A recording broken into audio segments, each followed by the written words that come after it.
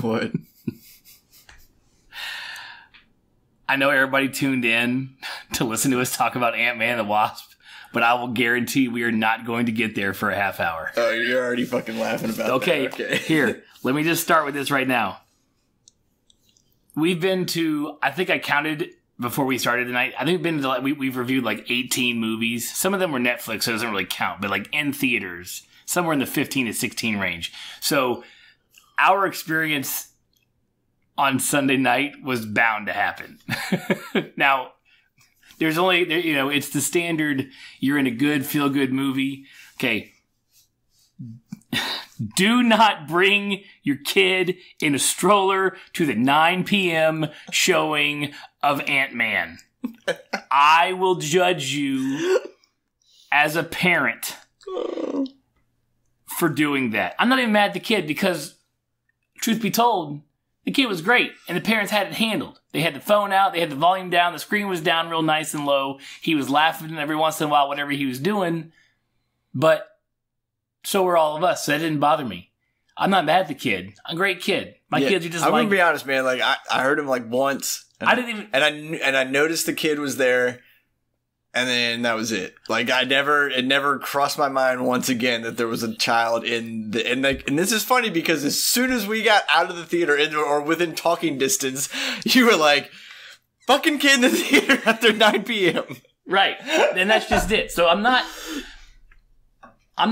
getting on the kid because I love kids that can stay quiet. And the movie's supposed to be, we're all laughing. So the noise wasn't that big of a deal when he did crank up a little bit. It wasn't a kind of movie that you had to like zone into and like be so into it that, any distraction is going to screw you up. Right. Yeah. I mean, there's definitely nothing required brain focus wise. Ant-Man. What I expect from Ant-Man. But it's cool because like it does sciencey stuff, but like in a layman's way for everybody. Yeah. Right? Like they don't make it like insanely complicated, but like enough for you to go, if I thought about science, that's exactly how I'd fucking do it. Right. You'd put quantum in front of everything. Yeah. So back to the kid. I'm not mad at the kid. I'm mad at the parents for two reasons. One, I don't care that it's summertime. Like, your kid needs a bedtime, and I'll guarantee you your kid's bedtime is not 11:30, or I don't even think I got home till almost midnight. Dude, I don't know, man. Maybe they're one of those parents where the kid just goes to bed when the parents go to bed. Like, right. That's how they do it. Well, maybe. Where I was always like, no, they get a bedtime because I want some time the fuck alone. Right. When 8 o'clock happens, Daddy's no longer Daddy. Daddy is Clay, and Clay is having adult time doing whatever. Yeah. Video games, stuff. So, and number two is that I thought it was like a kid who deserved a stroller. I saw that kid on the stairs. That kid's like almost 4. Like he was a big boy. And I was like, you just wanted to skimp. Here, Timmy, get in the stroller so I don't have to pay the $18 for you. We'll roll you in like you're an 18-month-old. That kid, I have an 18-month-old. That kid was not an 18-month-old in a stroller. It was like a bassinet like saying, like, get out of here. Look, I don't even know why. Look, I love how it grinds your gears, man. It's great. It's killing me. I'm like, no, just go to the matinee with your kids. Like, everyone expects that there. Like, even if that kid was a piece of shit, right? Like, just the worst kid you can think of, and still not his fault. Yeah, still not his fault. I would wholeheartedly blame the parents. Blame the parents. Just the worst people on the face of this earth. I'd be like, oh my god. But the fact that I even like noticed the kid after like one time, like, I just don't have the energy to care. I'm like, all right, you know what? He didn't happen to bother me, so I'm good. Right. If you and I had done our normal old man thing and gone at like 3 o'clock and the kid was there, I've been like, we deserve that. It's 3 o'clock. That's the perfect time to bring your 4-year-old in a buggy to the thing. Like, that's fine. Yeah. I walked into that. No, but you want it to be dark so they can't see how big your big ass kid is and not charge you the money for him. My boy is 4. Almost 5, I have paid for him to go see movies for the past 2 years. Because before that, you don't take the kid to the movies.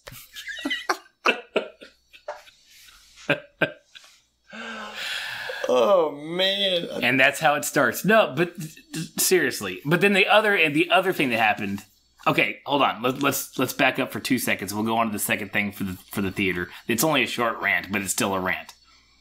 If you're still listening to this podcast, you've reached the Two Dads Review podcast. We review TV, movies. Right now, we're hitting a string of since summer blockbusters. Summer blockbusters are hitting like crazy. Westworld just ended. It's going to be movies for a lot of the summer.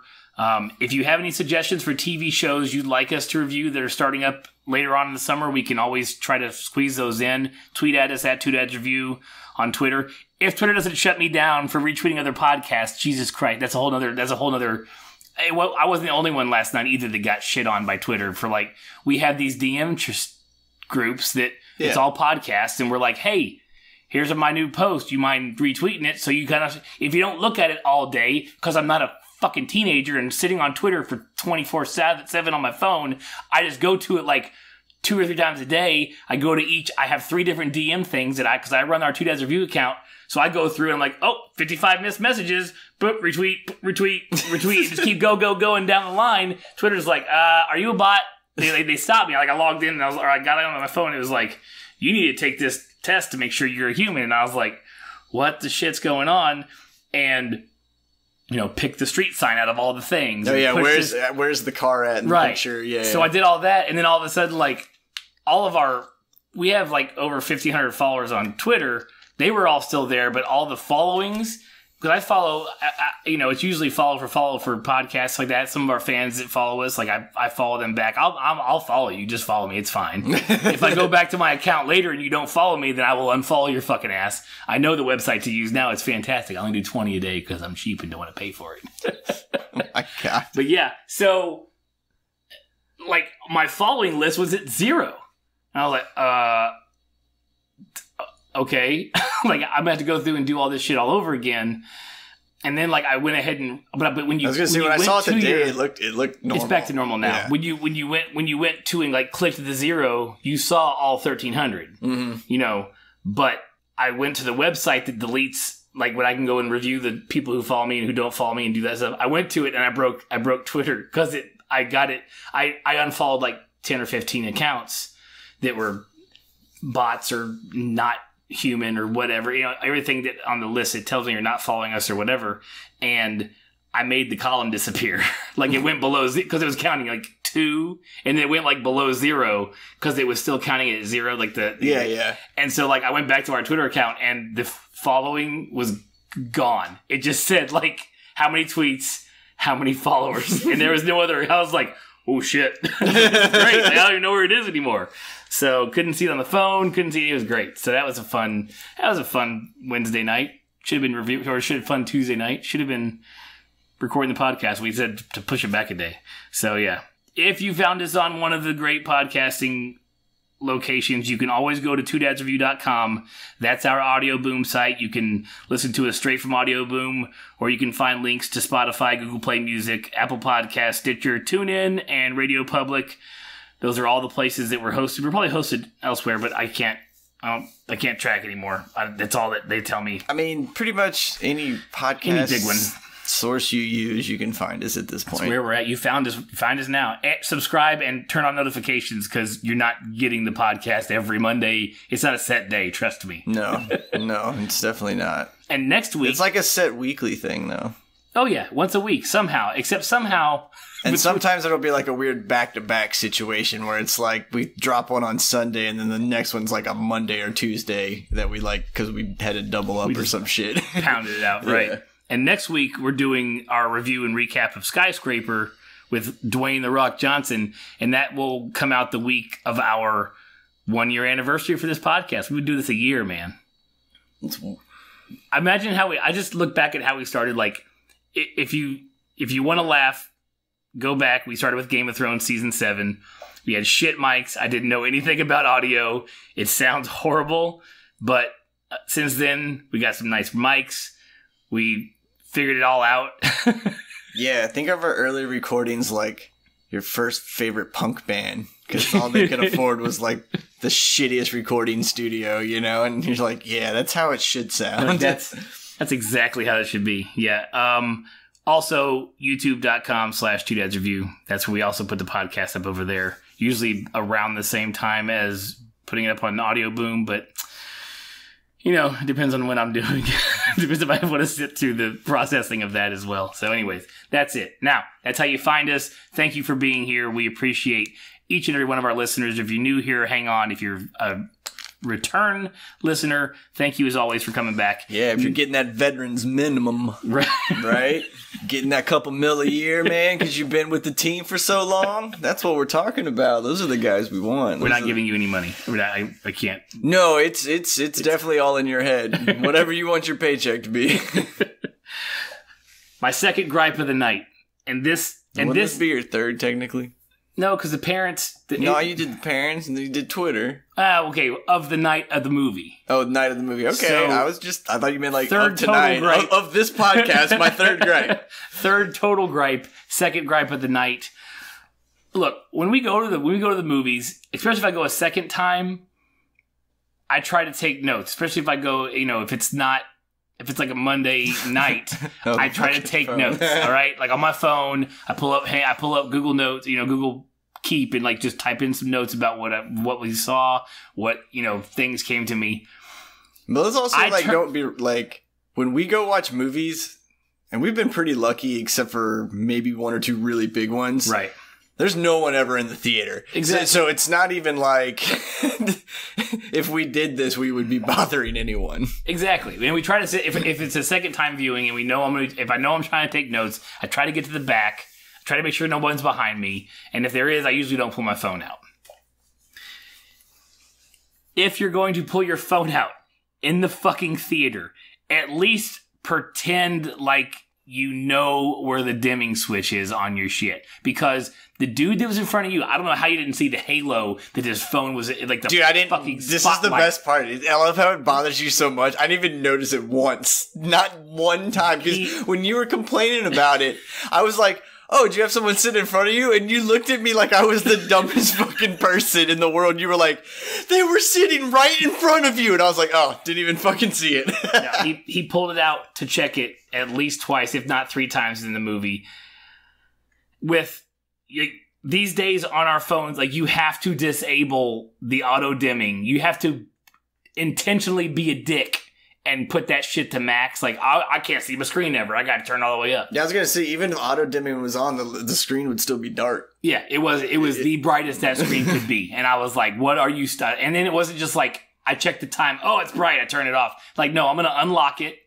I'm going to swipe away whatever notifications there. I'm going to do something else. Then I was like, you motherfucker! Like, stop! What is wrong with you?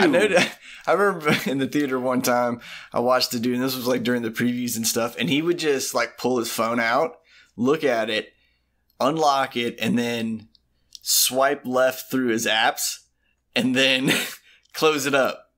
And then surefire, like fucking 5 to 8 minutes later, dude, he's pulling it back out, looks at it, clearly no notifications, unlocks it, swipes a few times like, maybe I'm going to open an app. No, I'm in a theater. Like, I'm not going to open an app. Or like, in just instinctive habit, pulling that thing back out like that. I can't. It was killing me. It was just about time. Other than that, it was a great theater. The movie, I like lighthearted movies because you're welcome to laugh as loud as you want. And you, sir, laugh. You laugh so loud and so funny that everyone else around you laughs, not at the movie. Yeah. And I was like, yeah, I can laugh because Corey's here. I can laugh. Yeah. Like, I laugh at like fucked up shit too, like way out loud when no one in the theater's laughing, and I'm like, at least half a dozen times you laughed out loud, and like the other real fucked up dude down the row was like, oh, I can laugh too. And it was like you and that dude. That was it. It was great. I was like, yeah, this is my kind of movie. This is the way it should be. So yeah. So before we jump into our spoiler-free section of our review of Ant-Man, we're going to run a quick promo from one of our friends and podcast mates at the newly started. I like how you tried to make up a fucking word, like one of our friends. You could have just left it at that, and you're like, no, I need something extra there. Like, I feel like I said something wittier to say, but it wasn't coming out. So, Strange Sounds Network, check it out on Twitter. It's @_Strange Sounds, because I think Strange Sounds was taken. But it didn't matter. We wanted it really bad. So the guys that started up there are great. Cabin Nightmares. If you don't listen to that podcast, listen to it. It's great. Short stories. A little spooky. Get your night going. It's fun. And and they're not always like gory slashers. There's some cerebral shit in there. Yeah. I was gonna say, like, it's a pretty well-rounded kind of all over the tall tales and just weird shit in general. It's a good podcast. It's actually the first one that ever reached out to us when we first started almost a year ago. Damn. First one to talk to us on Twitter, like follower number after you and me. After you and me, our personal accounts. Yeah. Hey, you may be number 3, but you're the real number 1. You're the real number 1, right. So we'll run a quick promo from that group and head over there, check them out, subscribe to them on Twitter, check out all the different podcasts there, and we'll be back with our spoiler-free portion of the podcast right after this. Good evening, future passengers. Are you ready to sit back, relax, and join us on a ride of epic proportions through the mystical land of randomness? Am I a serial killer if I eat Lucky Charms? What would it be like if horror characters ran a gym? Who would run spin class? When a shark jumps out of the water, is it like suffocating for that split second? So join us every week for a brand new derailment with Goobs, Ripkin, and Jenny Bean. You can follow us on Twitter and Instagram @The Derailers. And don't forget to subscribe to us on iTunes, Stitcher, and also on YouTube. Have a great night or day, folks. All right. Awesome. So, spoiler free.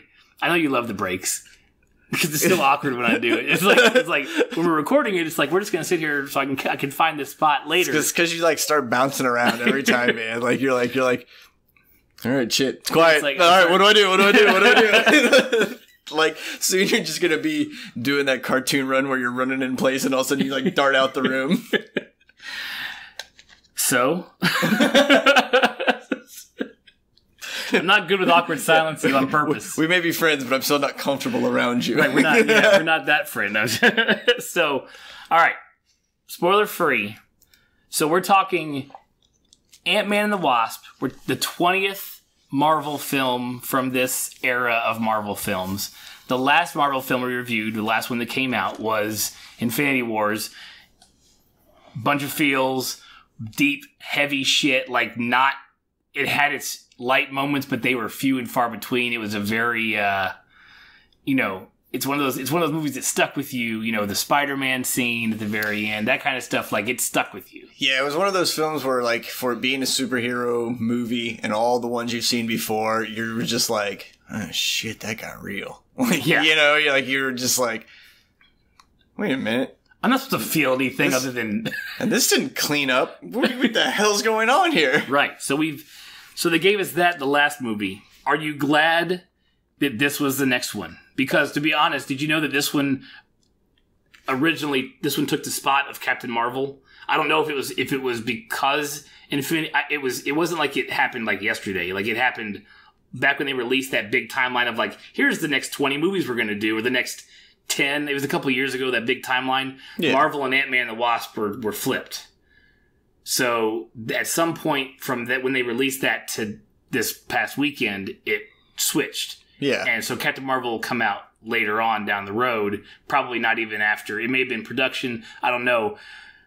Knowing that Captain Marvel is going to take place in the 80s, they're going to use, they're going to de-age Samuel L. Jackson. It's going to be, and then they probably just looked at what the fuck they had to do between the two movies and went, all right, Captain Marvel's got to come out later. Like, if we got to take Samuel from 72 or whatever he is to, let's say, 50. 35, 40, 50, anywhere in that range. Right. Like, all right, that's a lot of CGI going on. Like, that's a lot of power, and then probably with just, I wonder if maybe like Brie Larson's like, well, no, because they did it way back when.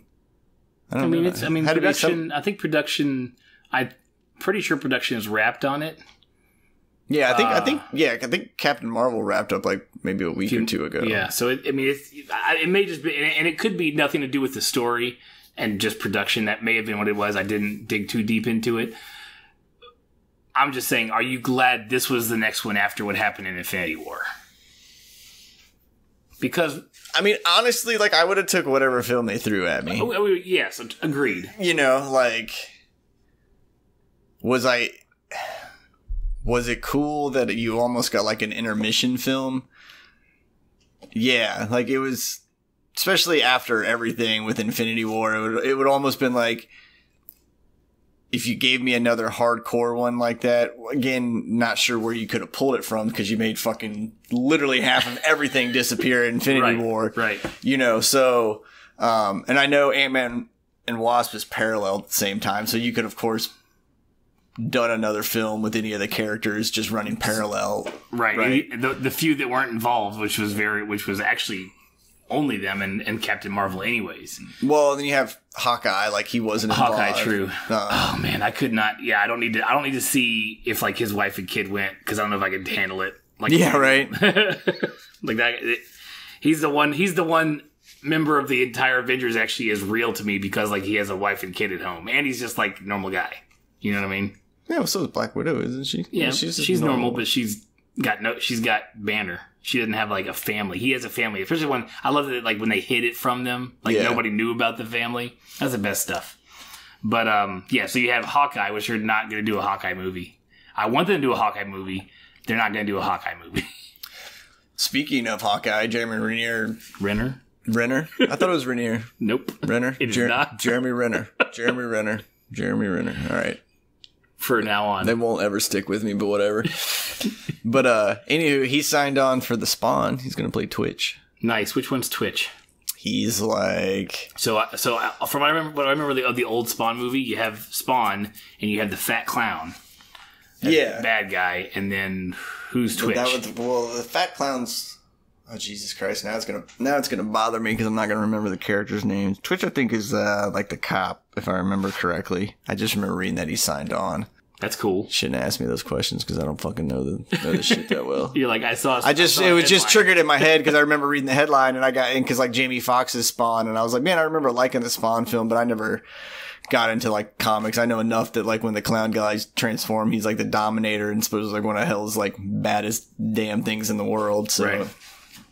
You know, but yeah, outside of pop culture Spawn, I don't know nothing about it. I remember when the movie came out, I was in high school, and it was just before its time. Like it's what we are seeing now with superhero movies. Like it had CGI, it had big elaborate fight scenes, it had that kind of stuff.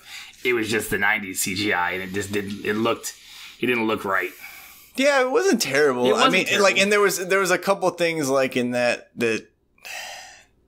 if they just wouldn't have did with the CGI, you know, the film would have stood the test of like every time it got 4K'd and 8K'd and then eventually 12K'd, you know, like there wouldn't have been those weird, because you'll watch a Blu-ray now or like a 4K remake, and all of a sudden there's like 1/10 of a second still frame that's just like reverts back to the way you go, that just doesn't belong there. What the fuck happened? And it's always in a scene where they're talking, so they do the camera switch from each person that's talking, and one of them looks perfectly crystal clear HD like they filmed it yesterday, and then when they switch to the other angle, it's like we pulled the DVD, that's all we had. That secondary camera just like it was not good enough or something, I don't know, and the film goes back to like this weird grainy thing and then kicks back up. It's fucking bonkers. Yeah, it's bad. Where was I going with that?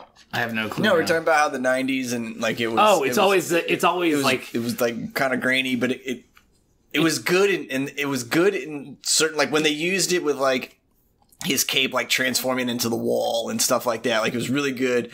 And then even a couple of the ones where they do the like overarching shots and he's just perched up on a pillar somewhere or whatever. Like, but then you'd have the shit where he was like in hell talking to like the devil, and you were just like. That's when you guys should have like looked at that again and went, we don't have the computing power to make that look the way it needs to look, because we got like one or two things, like those couple rocks over there that are spot on, and then the rest of the processing power just is not going to make it happen. I always equate 90s CGI with shiny CGI. Like everything had a gloss to it. Like when they rendered it at the very end, it was like, and gloss. Like, why? Like, what the fuck? And that makes it look more real. No, it doesn't. But yeah, so it's... That'll be cool because and it was a problem. They couldn't just do live action all the time because the cape plays such a major part in the character of Spawn. Like his cape is more of Spawn than he is, really. Yeah, but I mean, now like we've seen what they can do with capes in Doctor Strange, you know. So and you know we got the new Shazam movie coming out, and he's got a cape. Yeah, Superman's cape, Zachary Levi. But I mean, Superman's cape doesn't really do anything other than decorate his back. True. Yeah, I don't know. All right, back to Ant-Man. No capes. Back to Ant-Man. Is it a condensed enough? Okay, so I'm trying to stay spoiler free real quick. It's just a good movie. It's just if you like the first Ant-Man, the second Ant-Man builds on it. It builds on the Marvel Cinematic Universe, but this is like, if you've ever read comics, all of a sudden you'll get like a series where you're like, holy shit, I can't believe that just fucking happened. That was Infinity War. Mm-hmm. And then you get like the weeklies, and it's just, hey man, today fucking Spider-Man's having some problems with Mary Jane. Right. Like you get all the little in-between stuff. Well, this Ant-Man movie was kind of like that. It was like, you've been on house arrest. What do you do for 2 years? Mm-hmm. Right. So we're getting to see the tail end of that. And then you have, well, what happened with everybody else and the technology that they've just now kind of reintroduced. And it was a very nice condensed story and timeline of that movie. Yeah. And it was basically just people doing what they needed to do with their newfound powers. Right. Like not even go rescue normal civilians. It was like, what would you do if you couldn't find the most important thing in the world, but you were a superhero? Wouldn't you go invest a little bit of time in that? Right. And you hit the nail on the head a second ago. It's a where are they now? Yeah. It's literally where Ant-Man is where everybody from the first movie that we cared about is at that moment. Everybody. And the best part about it is, staying spoiler free, they bring back all of the funny stuff, you know, like the Michael Pena, is that right? Yeah.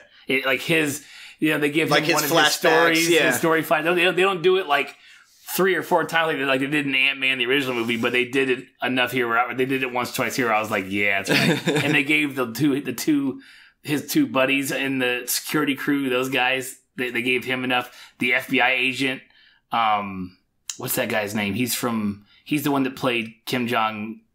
Yeah, that's right. In the, I can't believe you're referencing that. I know. I can't. That's the one I pulled it out of. I know. What a great movie too. But he plays an FBI agent. Park, is that right? Is his last name Park? Magic of podcasting. Gonna Google while we're sitting here. Randall Park. Nope. Yes. Is that his actor name or is that his real name? That's his. Okay, bottom is actor. Yeah, Randall Park. That's his name is Randall Park. All right, so we got Randall Park. Park, and he's always funny. Was great in, what was that movie called with him? And couldn't tell you. That Seth Rogen movie. Mm-hmm. No, yeah, the Interview. The Interview. Yep, that's right. If you haven't seen The Interview, when it got leaked, when they were going to put it in theaters and they decided not to, they chickened out. Hollywood fucking pussies.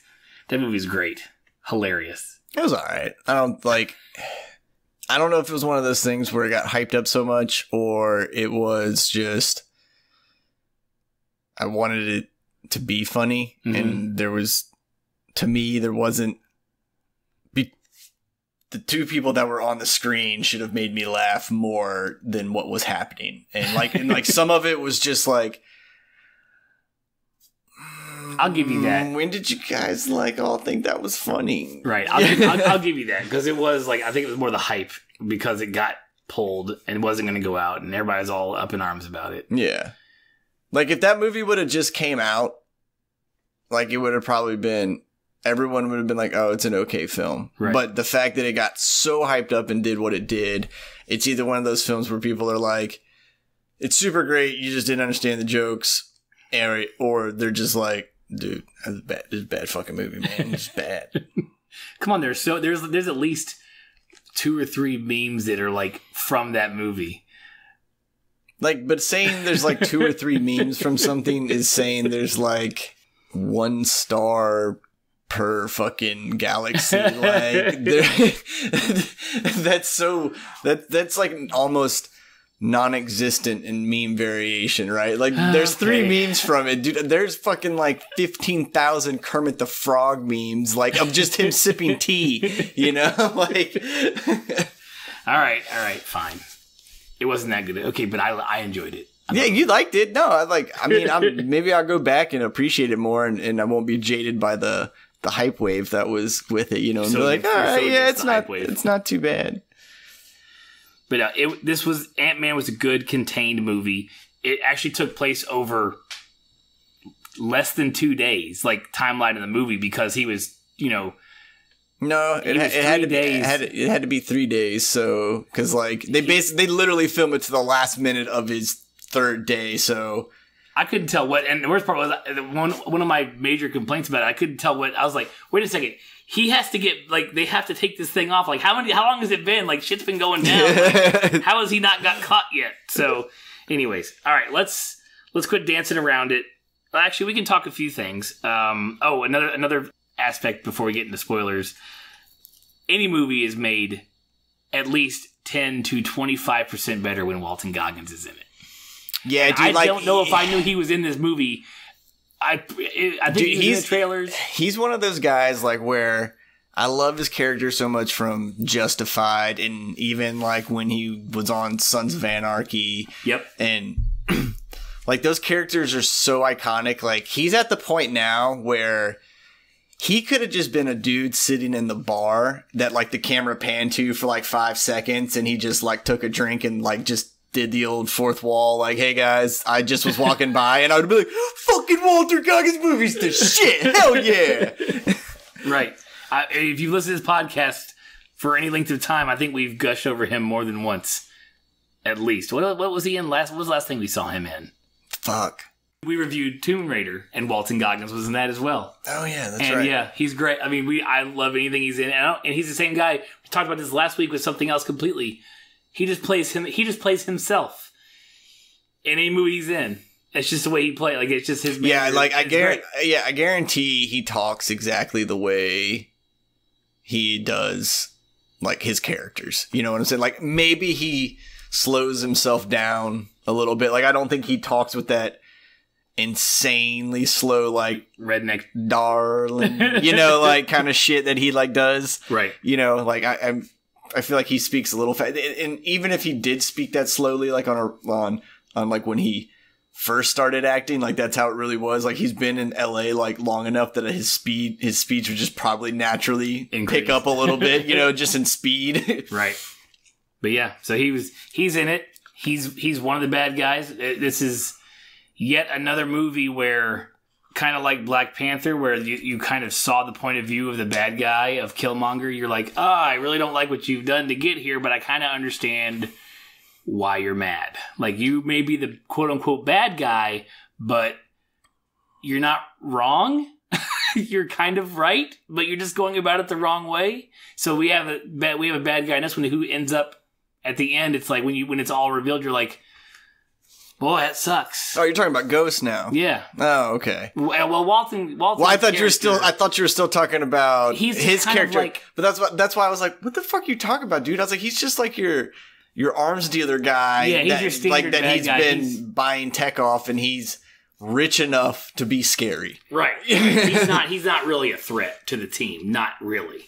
No, but you know, like Ant-Man and Wasp, given all their special abilities and everything like that, like, bullets will still, you know, like, Walter Goggins got enough firepower that they can't just be like, all right, I'm gonna go fucking willy-nilly with these people, you know, like, right. they had to be cautious around him, but not completely. No, versus like Ghost, where you're like, oh, sweet Jesus, it's another version of me, but on the wrong side of justice. Right. And they could put their hand through me. Yeah. At any point, I was like, yeah. So anyways, okay. Spoiler, let's just get into spoilers. Let's just start talking about stuff. Let's go over a couple of things. Let's see if we agree with the ratings on this. So Rotten Tomato gives it an 86, critics. Audience gives it a 79. Metacritic gives it a 70. And CinemaScore gives it an A-. Yeah, I would definitely. I would give it an A. Yeah, I'd give it an A. Yeah, A-. It's good. There's a few minor things. The fact that it's like I'm not even like gonna even get into the whole, because I saw an article earlier that was like Ant-Man won't live up to the Marvel standard of like these $1 billion films, and I was like, dude, this was just supposed to be a good movie. Like this wasn't Marvel and Disney and everybody going, hey, look at what we can do. We got a good group of actors and actresses here, and we're going to have a nice action movie with comedic talent. Right. And the budget, I mean, they only gave them $162 million. Yeah, so yeah. It's not like they spent $750 million. That's not they spent half a billion dollars to make the movie like Infinity Wars did. It's the standard range of like a movie that's going to get the $162 million is on the like high side of like standard Hollywood. Here's what you get on a big movie. Yeah. That 100, 120, 140, that's like everyone gets that if you're going to make a big movie, and if it works, great. If it doesn't, oh well. Yeah, because we just made a couple $1 billion films, so we're doing okay. We're doing okay if we don't make this 100 million back. Now, as of yesterday, the box office has already taken 161.7. So they've almost made their money back because they haven't released it in Europe yet because of what your ass is tweeting about all day long. The fuck did I tweet about all day long? Oh, the World Cup? Yep. Yeah. Exactly. At least. I genuinely had to think about that for a minute. What do you like? What the shit? I was like, what am I? I was like, what am I? I was like, oh, the World Cup. Yeah. No, that's a smart move, man. I mean, it is. So that's not. It's not. So it's not even. I don't know if it's only like England or if it's all of Europe, because there is some foreign markets that already have it, but not all the foreign markets have it. Yeah, and that's where a lot of your money comes from, because usually the U.S. take on a big weekend is in the $160 to $250 million range, and the rest of the countries in the world. Yeah, but then we're the global sales, so they'll be fine. As soon as it releases in August, they'll everybody go see it. This movie will probably make close to $500 million. Yeah, it'll be perfectly fine, and then but no one nothing to shake your nose at, and it's a nice, easy tale. It's the Adam Sandler formula, just on a larger budget. Yeah, and a lot better. Dude, I know you love Adam Sandler. Dude, I do, man. Like, I will ride or die for Adam Sandler until I die, because I just said that. That's the whole point of that. Yeah, right? Oh, man. I've even gone back and watched, like, Jack and Jill, and there are parts of that movie where I'm like in legit fucking tears laughing, and I'm like, I don't care what anybody says, man. This film does it. It works for me. Feel free to unsubscribe. That's fine to our podcast. We are no authority. Yeah, if you were following me there at Slothberry, you can leave. I won't be mad. Great exodus. Yeah, it's like all the Adam Sandler haters just leave. It's like, why do we drop 500 followers? Jesus, all about Adam Sandler. So we start out the movie pretty much where we've seen this scene before. It's Hank Pym on the new. In fact, you see the lead up to the scene we've seen. Yes, that was the plan whatsoever. Because we've seen him and Wasp go after the nuclear missile that was launched, and we know how his wife got, shrunk into the, what's it called? Quantum zone? The quantum realm? Quantum realm, yeah. Quantum zone. So we know how it happened, but we actually got to see the build up to it, like him and his wife leaving. We see that Michelle Pfeiffer is playing Wasp, playing Janet Van Dyne. So we have the whole like saying bye to their daughter, all that fun, all that stuff. You're like, oh, this is what happened. Like this is it's Hope, when she was a kid and all this crap. So it kind of, and like the cute nickname. So you're gonna like it all and like later. and all the like and all the. It was like it was a Cliff Notes version of like seeing a family's little quirky things that they have for each other, like whatever you call your significant other, like what you call your child, and kind of how you treat them, and like because you got to see them play a little game. And the whole point of it was because we had to see her, we had to know who that was later on in the movie without the explanation at that point. Yeah, so it was all. And if you go back and watch whichever Iron Man it was, they de-aged Robert Downey Jr. And if you go back even further and go watch like Tron, where they de-aged, why am I blanking on his name? Oh fuck! Nope. Daniels. Nope. Jeff Daniels. That's not right. Nope. That's not right. Fuck. We're bad tonight. I don't sometimes I hope you don't cut this shit out because it's funny to me. When they de-aged Jeff Bridges. Yeah, Jeff Bridges. Okay. We have come a really, really, really long way in a very short amount of time on like the CG for de-aging people. Oh, yeah. Like, it looks, even the Robert Downey Jr. one, like, when it first happened, I was like, oh, shit, that's really awesome. And now you look at it, you're like, you're a little shiny. you're a little, they applied that gloss layer from the 90s at the end. Like, it's okay, but it's really good now. Like, Michael Douglas looks good. Michelle Pfeiffer, not a lot of work. He didn't really have to do a lot on de-aging her because the woman still is beautiful right now at the age she is now. Yeah, no, she's fucking porcelain. She's porcelain, man. Couple laugh lines, and they're like, yeah, you're 25 again. You're fine. You're good. They were basically like, they just threw her in a little bit of water on her, and they were like, there you go. You're good. You don't need much else. You're fine. Little cold pack. You're fine. Yeah. So that was all set up, and I did like how they immediately cut to after we see the scene of her going into the quantum realm and him losing, Hank losing Janet and all that stuff. It's the two of them, like, well, that's when what's his name wakes up and makes the phone call, right? I don't know. Anyways, what's his name? It's so bad. Scott, is that his name? What the fuck is wrong with us tonight?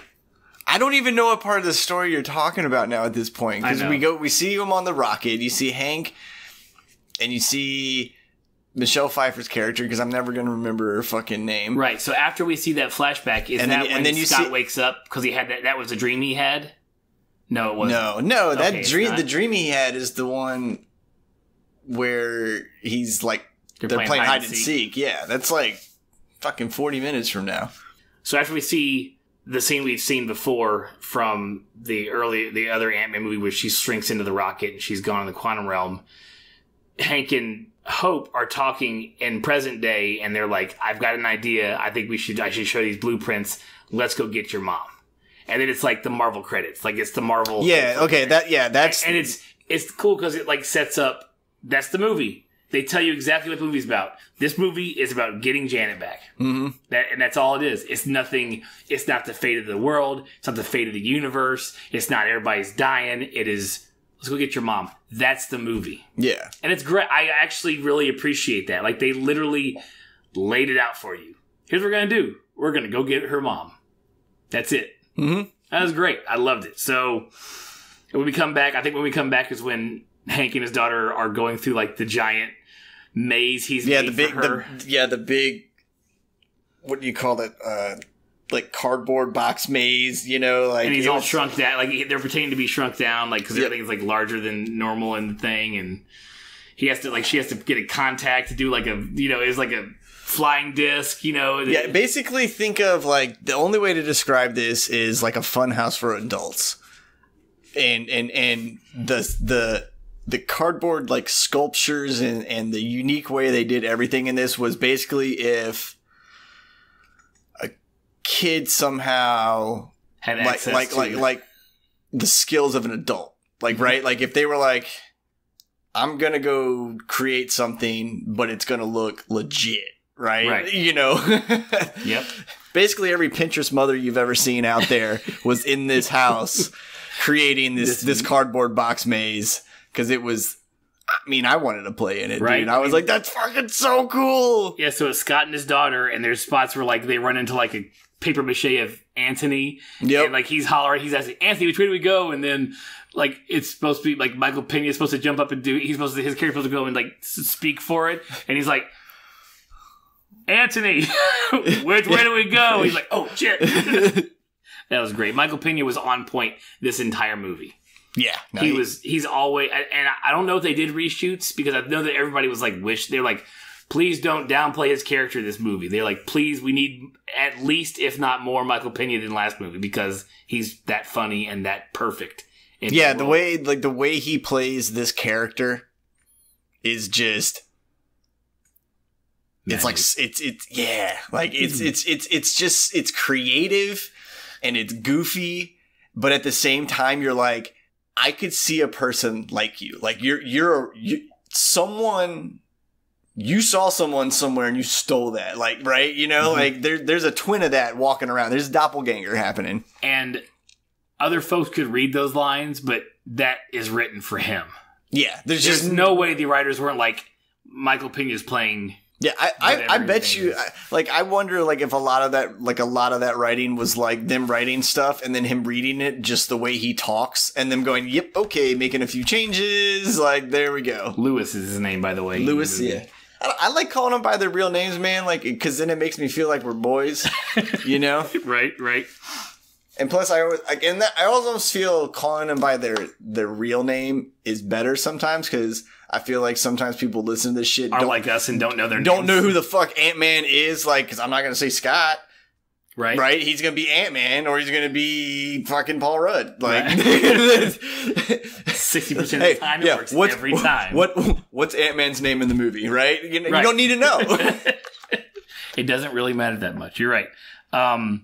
So at the end of their play, like, he goes down this big giant slide that ends up, like, him and his daughter are, like, on this, it's like a snow sled that's, you know, and they've got a track all the way through the top floor that makes it all the way down to out into their, you know, front stoop. And, yeah, it's one of these things that goes through the whole house, down the back stairs, and then, like, shoots them out at the very bottom where I guess because it looks like they're in like row housing. Mm-hmm. So there's like a little white fence. Their little backyard with a little white fence, and his leg goes through the gate and they're all still laughing and stuff, and this is what tells us that he's on house arrest. Yeah, because they're all giggling and stuff, and then she's like, oh, like the daughter like points, and his leg's outside of his zone with his ankle monitor on. We may have even heard sirens when she then looks at his leg, and then she sees it's outside the boundary. Yeah.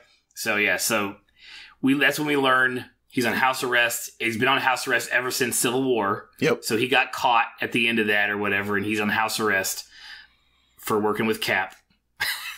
Captain America? That was the best. There's some really good, funny shit in this movie.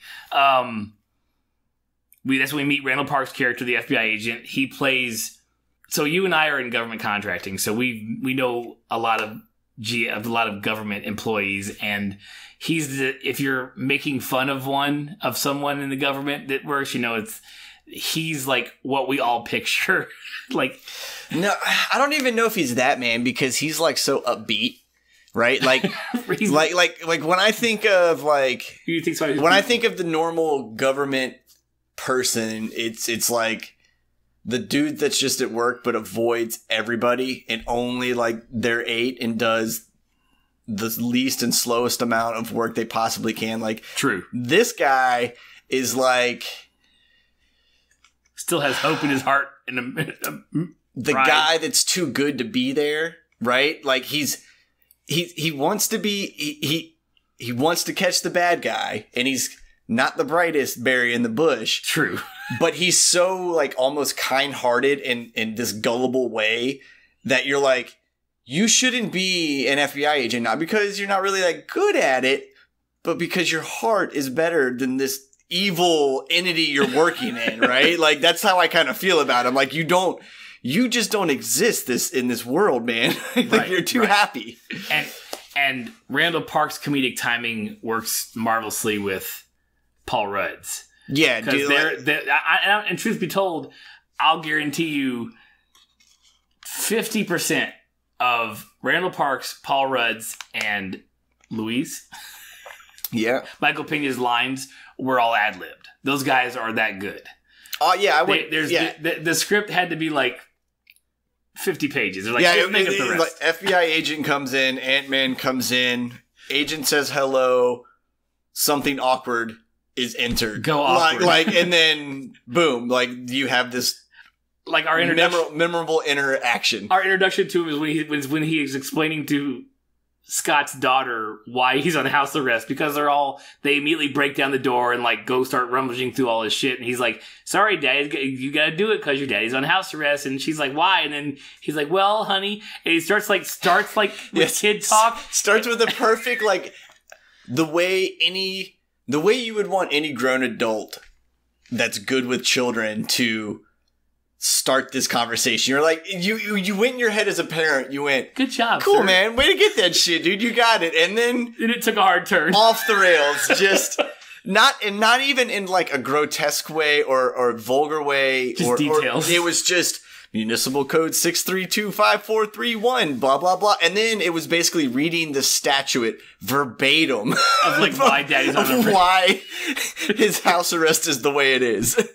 It actually reminds me, when we were on vacation last week, my mother's house has this, you know the normal windows, and then you have like the half circle above them that never has curtains on it, so it's always beaming in through the house in some area. So the sun was beaming through, and Dean was like, it's in my eyes. My son was like, my son who's almost 5, he's like, it's in my eyes. Like, hey, you want something cool? I was like, go get daddy's shoe and go put it at the top of the light, like where the arc starts. And I was like, then go back and come back in a few minutes and watch what happens. Like, the sun moving and everything, and it like getting away, getting further from the shoe because it's moving. Yeah. Then he asked me why. Like, Dad, why does that happen? I was like, I don't even know. I was like, well, the sun's moving. Or I was like, the earth's moving around the sun. And then I went into way too much detail, and I just watched his eyes glaze over. I was like, cause there's a bunch of planets, the names, right? And he's like, Earth. I'm like, yeah, it's one. Good job. And then I was like, they rotate around the sun, and then we're spinning as. And I was like, I was at some point, like 5 minutes later, I was like, you're not listening anymore, are you? I was like, I can't. I'm sorry, dude. My bad. Yeah, you just shut him down. He was like, I like the light moving, looking for the simplest answer, and you did the. I know a little bit about this, right? And I know how to make it sound scientific-y. And so I'm going to explain it to you, but midway through it, I'm going to almost lose my train of thought because I don't really know what the next thing that should happen is. Right. And then he was like, what about the moon when it's up when the sun's out? I was like, I don't know. Sometimes shit goes wrong, son. I have no clue. If you're so fucking interested, why don't you go Google this shit? God damn it. Hey, Google, tell me how to tell my son how the sun and the moon works and light moving on a carpet because you were bored because Nani doesn't want you to watch television because it's the devil. Jesus. All right, we got to get back on the fucking Ant-Man. We really do. Going off the rails so bad. All right, so he's on house arrest. The mother and the new husband are still in the picture. The daughter is going, she goes back and lives with them. So it was the weekend that she was visiting him. Yep. I thought it was real. Part of why I think I like the Ant-Man movie so much is because he plays his dad makes sense to me, and the kid the kid is in there just the right amount of time because kids ruin movies and television. Because they never do it right. Because if you're a parent and the kid's under 2, you know what you're doing? Fucking nothing. You're not going anywhere for a long time. You know where you're definitely not going? You're not going to the fucking movies. That's where you're not going with your 2-year-old in a buggy at 9 o'clock. My God. So when someone has a baby in fucking Walking Dead, I'm like, well, y'all are fucking dead. You're fucking dead. Because your baby makes noise all the time, and zombies love noise. So, yeah, well, that's the one thing that pissed me off in The Quiet Place, or whatever it was, right? The Quiet Place. Yeah, we ranted for a very long time about the horribly irresponsible point of getting pregnant in a world where things eat you if you're loud. Yeah, that was bad. Bad Stupid. time, bad Go back time, and listen to that podcast. It's a hoot. You want to hear a couple of dads go yell about dad shit for like 30 minutes straight. That's it. But Paul Rudd plays a great dad. Like, and in the daughter timing, she is a fantastic actress. Like, she is great. Because she, like, you could tell, like, a lot of their interaction was just kind of like, hey, go at it a little bit, you know, and banter a bit, and the way they treated their unique relationship, like how she got the world's greatest grandma, you know, trophy instead of greatest dad because it was the last one they had, but she's still like, look, I love you enough to give you something, and our relationship is shown like unique that this will be funny. Like this, that little oddity actually makes it more memorable. You know, exactly. Instead of it just being the stereotypical, like, here's your classic coffee mug, you know, kind of shit. Right, and he plays a great dad because, and the first time when the daughter's leaving, like, he's on house arrest, so his ankle can't leave, so he, like, rides his banister down the stairwell, like, so he can wave at her as she's leaving. To the point, because we've all done that, and he does it to, like, the point that, like, Paul Rudd is probably thankful that he works out now, because there's no way he would have been able to, like, push himself back up without, like, falling over. Right. So it's just a great, and the scenes that she's in are actually pivotal to his train. She directs his train of thought this whole movie. Like, she is his catalyst, his daughter. Like, the part about the discussion we saw in the trailers and the longer in the movie, of course, about him needing a partner. Yeah. And someone to watch his back and this, all that, and the other. And it's all, their interactions guide him in what he does in this entire movie. Yeah, well, everything he's doing is all based around his love for her. Yeah, yeah, and so it's believable. It's not like it's not forced on you. I don't feel like I was like browbeat into like, shh, you know, listen to what the daughter's saying. She's in her. Well, yeah, and this is also isn't like someone kidnapped his daughter either, right? Like, so it's not this like I gotta get her back. This is just him like every parent's had where they're talking to their kid and they're got something on their fucking mind and the little magic little baby brain goes, oh, hey, let me put this in a way a kid thinks about it, and you go, you fucking little genius, you know, like you're like, oh my God, that is exactly what I needed to hear. I don't know how I made you because I'm stupid and you're smart. You know. And that's how like Paul Rudd kind of character plays it. Like, he knows he's like any parent that loves their kid. Like, he knows they're special, right? And so like he does the whole kids are wise. Like, you got to believe some of the stuff they say, you know, not like the dumb horror parents that are like their kids screaming at them going, there was something in my fucking room and I don't understand what it is, but oh my God, it had blue eyes and red claws and holy shit. And they're like, go back to bed, you know, like he actually listens to his kid. Like, it's a good interaction. Like, if you got any child that's 7 and up, probably for these films or at least that is really interested in a Marvel movie with the attention span, like, it's a good film to go see with your kids to like have a good time with them. Yep, absolutely. So the daughter leaves for the night.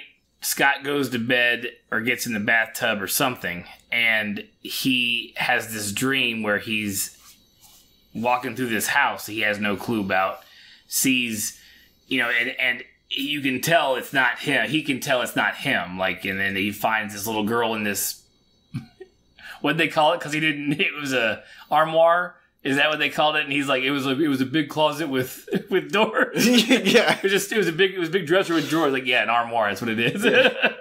But he opens it up and it's Michelle Pfeiffer's face in the mirror. But they were playing hide and seek with the young Hope. And so that makes him pull out a burner phone he's got stuffed in the house. Because he's not supposed to. Part of his house arrest is he can't talk to Hank Pym and Hope, by the way, who are also on the run from the authorities. Yeah. We learned that from when we first meet Randall Park's FBI character as well. Yep. Have you had any contact? You know, we were looking for him. He's like, I haven't talked to him in 2 years.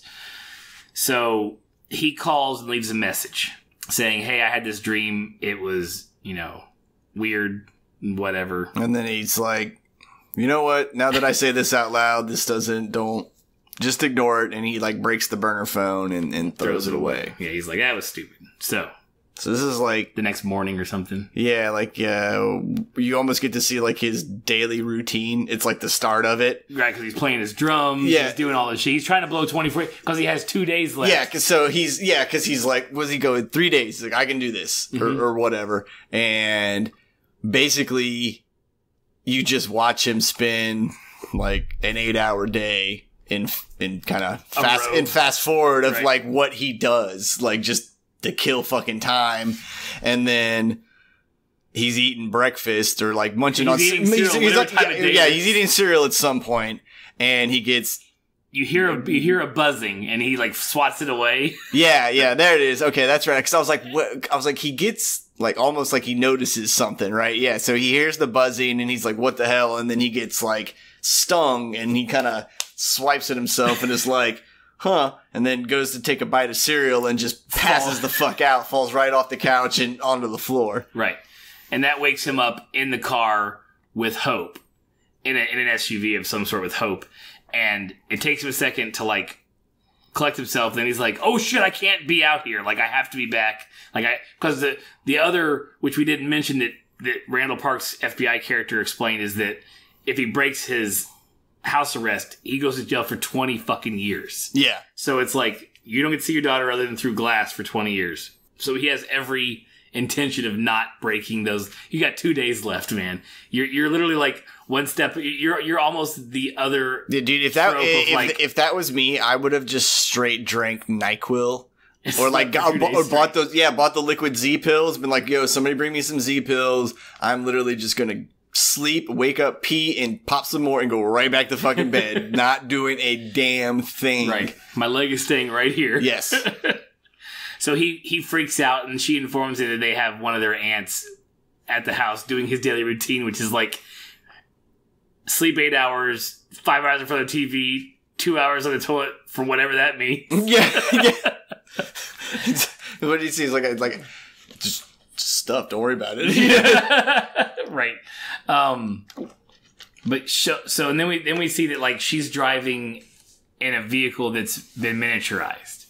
Yeah, you don't notice it at all until the pigeons, right? When she stops. Right. There's like pigeons. Like, so here's I don't have a lot of gripes about this movie, but and this is the same problem with the first movie, is that they play fast and loose with the rules of miniaturization. So for a vehicle to be shrunk to 1/68th its size, the speed that car has to be going to be maintaining normal road speeds is like Mach 3. I read it somewhere online this week. Yeah. Like for that. So the fact that car is able to go back and forth from large to small and maintain the same road speed is impossible. And then there's also a whole point in the first movie where they explain like, no, you're this small, but you have the force of someone your size. That's why when you punch him as a tiny, it still knocks him through a wall, because it's a little tiny. You hit him too hard, it's like getting hit with a bullet. Yeah. You hit him too light, it's like getting like a fly landing on you. Yeah. So, and there's something with like, it's still the same amount of atoms, so the mass is still the same. So like, all these cars they're carrying around should, even though they're the size of, yeah, they should still all be like 2,000 pounds. Yeah. So they play fast and loose, but because the movie is what it is in this universe, and it's the lighter side of these movies, it doesn't bother me that much, because it wouldn't be cool, because you wouldn't have the cool tank keychain. You wouldn't have, if you got hit by a giant Pez dispenser, it'd still just weigh what a tiny Pez dispenser weighs. It just pink off you, it's the size of a car. Yeah. So it's just a little bit, just the fact they're just driving around in this thing going 60 miles an hour with a little tiny car. It's like, nah, those wheels are burning off. Like, you're going Mach 3 without gear on. Like, you're fucked. Only gripe. So they're like, look, she goes, this is pretty much setting up the thing. Is like, my dad and I started building our quantum tunnel to go get mom. He's like, big deal. She goes, well, we turned it on for a hot second. And he's like, well, that sucks. And she goes, well, you called 5 minutes later with your story. Yeah. So something happened. And he's like, oh, shit. Okay. Well. Yeah, so they're like, we think when you were in the quantum you got quantum entangled in the quantum realm. Yeah. He's basically, and he's like, I would never disrespect you like that. Like, you know, like I would never. Yeah, when he's talking to Hank about his wife. Yeah. Like, hey, we think you quantum entangled with Jan. He's like, I would never do that. Yeah. I respect you too much, sir. So they've got his house arrest is taken care of, even though I will give it, I don't know if it was just me doing it, but I was noticeably aware of how long he had been out of his house. Like for the whole movie, I was like, that was like an extra layer of oh shittery for me. Yeah. Because I was like, how the fuck are they not catching on to this shit? Like I realize it's an ant running around with it, but come on. Like y'all ain't got anybody looking around. Yeah, because I feel like his house arrest would be one of those house arrests where he's just like 24-hour surveillance. Like someone's always fucking there because he's a superhero. Right. You know? So it was cool because I was extra like vigilant on what time of day it was. Yeah, I think that was, I mean, obviously it was filmed that way on purpose because that's how the story unfolded. Mm-hmm. But I'm pretty sure like the directors in their sick, twisted ways like knew that everybody's brain would instantly put it on a timer subconsciously, you know, for this film. And it's just like a nice subliminal way to keep the suspense rolling the whole time. Because even in the like calm down scenes, you know, like Louis's character speaks so fast that there's kind of like a ramp. Because when he talks like Paul Rudd, he's like, yo, dude, da da da da. And even though Paul Rudd's like just chilling at his house, like, hey, man, you know, don't worry about it. Like, we got to like that eagerness, that momentum to get where they needed to go is happening through everybody. Right. And side note on Lewis, by the way, so they've all started, the four of them, Paul Rudd, Scott, Lewis, and the two other guys, the guy who's Russian and T.I.'s character. That's his name, I think, right? Yeah, that's T.I. Yeah. I was like, I looked at it, I was like, that's T.I., right? Okay, that's what we call him. Yes. That's what we call They've him. all started a security company called Ex-Con, which is pretty awesome for like, you know, because they're all ex-cons. God, Clay, you're so stupid.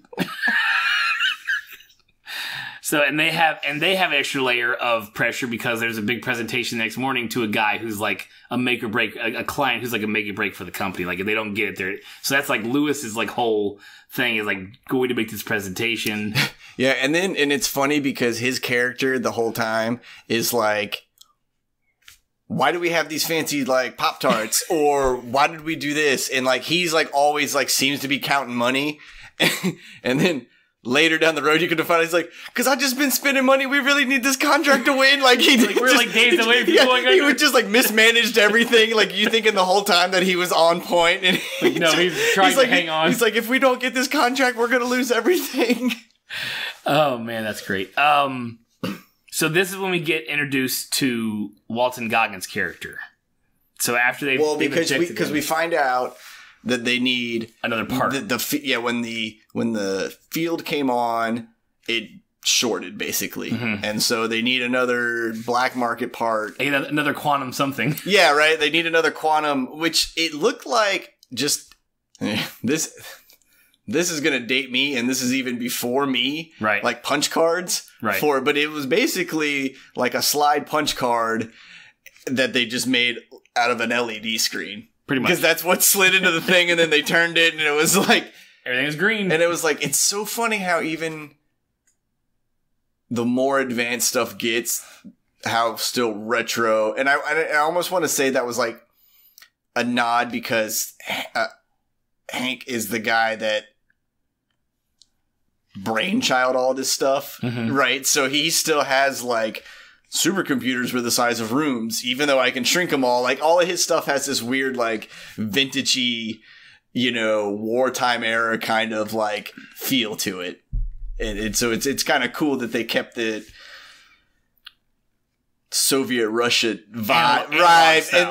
And even, because even the spaceship looks retro, you know, like, it's not streamlined. And I know it's supposed to be a passenger vehicle, but, you know, like that's the way you're going to design it? Yeah, right? Like, you're going... It's literally the chopper from MASH. Basically, right? And then it's a big, big bubble glass front and this weird... triangular, but open through the middle kind of rocket, tubing and stuff. Like just cool throwbacks, like that, cool. like aesthetically pleasing. Down to the fact that, and you saw the trailers, like the building they were in, that they house all this stuff, started miniature.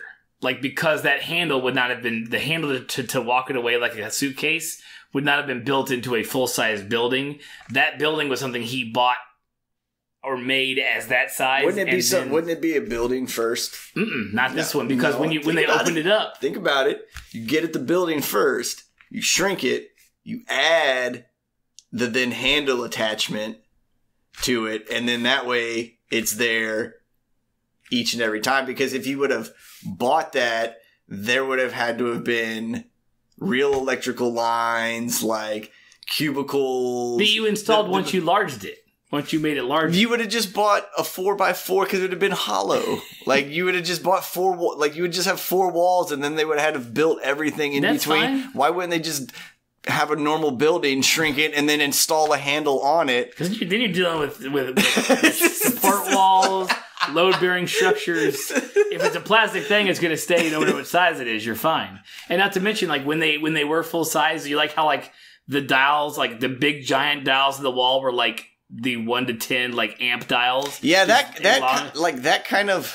And supposedly, and I didn't see this, and I didn't get to see the movie a second time before we reviewed it. So there's like Lego blocks in that building and shit. There's all kinds of things that are large size that aren't like readily apparent unless you're looking for it. And I didn't get a chance to watch it again and look for it.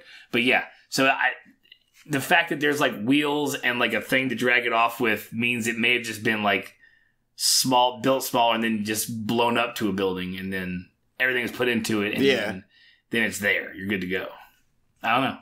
But yeah, it was cool because there was a smattering of like the new tech, and then there was like, and then like this one big 0 to 10 dial on the wall that's like the size of a Big Ben clock. You know what I'm saying? Like the clock face is massive. So it was cool. I don't know.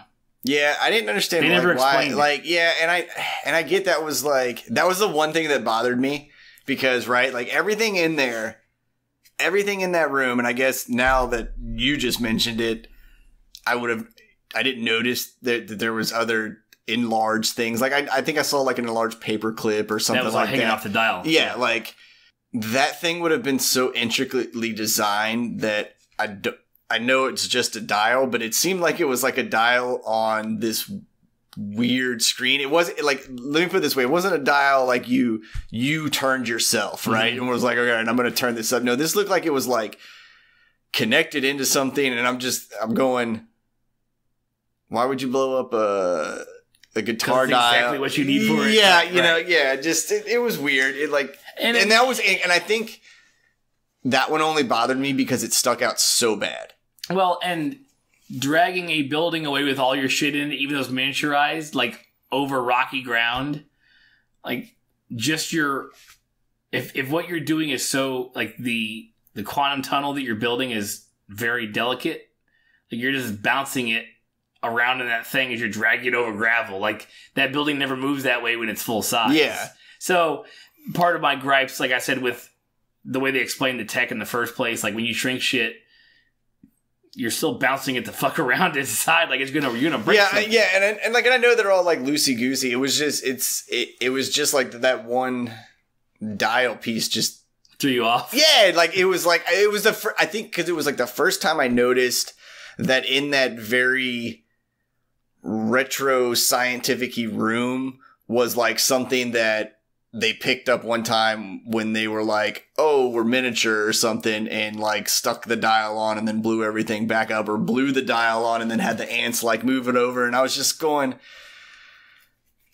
why? Yeah, right? Like it just seemed like everything else was almost like a sterile environment. And then here was this paperclip dial, and it was like, all right, I guess you just ran out of fucking science parts. And I understand they were still buying stuff off the black market and shit like that. Yeah, but because they were on the run, they didn't have access to what they needed, and he knew, if you need a dial, go get a dial off the thing and blow it up, I guess. So, yeah, there's a little bit of that. Doesn't bother me. It's fun to see, but you're right. Part of it pulls me out going, wait, is that thing going to stay together because you just dragged it across gravel when you shrunk the building down. That kind of stuff kind of bugged me out. Yeah, like I didn't really think about anything like that during the film, and the only reason the dial bothered me was because it just stuck out so bad to me in that room. I was like, why the fuck's the dial there? Like, yeah, I think if we watch it again, you'd see there's a lot more stuff in that. Well, then I would probably notice like other Lego blocks or like makeshift stuff that they blew up to fit what they needed, and then I would have probably been like, oh, that's a cool idea. Like, that's a really smart way to use that dial instead of being the first and only thing I saw, and I was like, the fuck's this dial doing here? Right. So we meet Walton Goggins' character.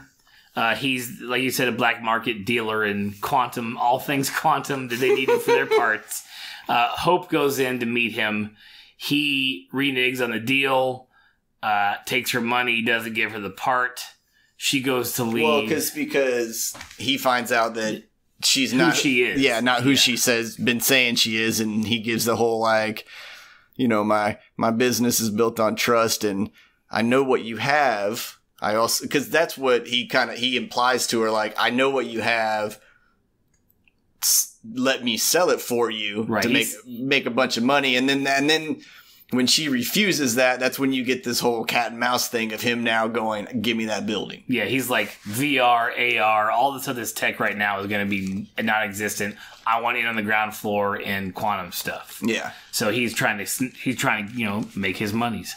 So he keeps the money, keeps the gear. She goes to leave, and then she comes back in the form of Wasp, and she's whooping everybody's ass, and we get introduced to her as Wasp and how competent she is at what she does. Yeah. Because she whoops everybody's fucking ass. And truthfully,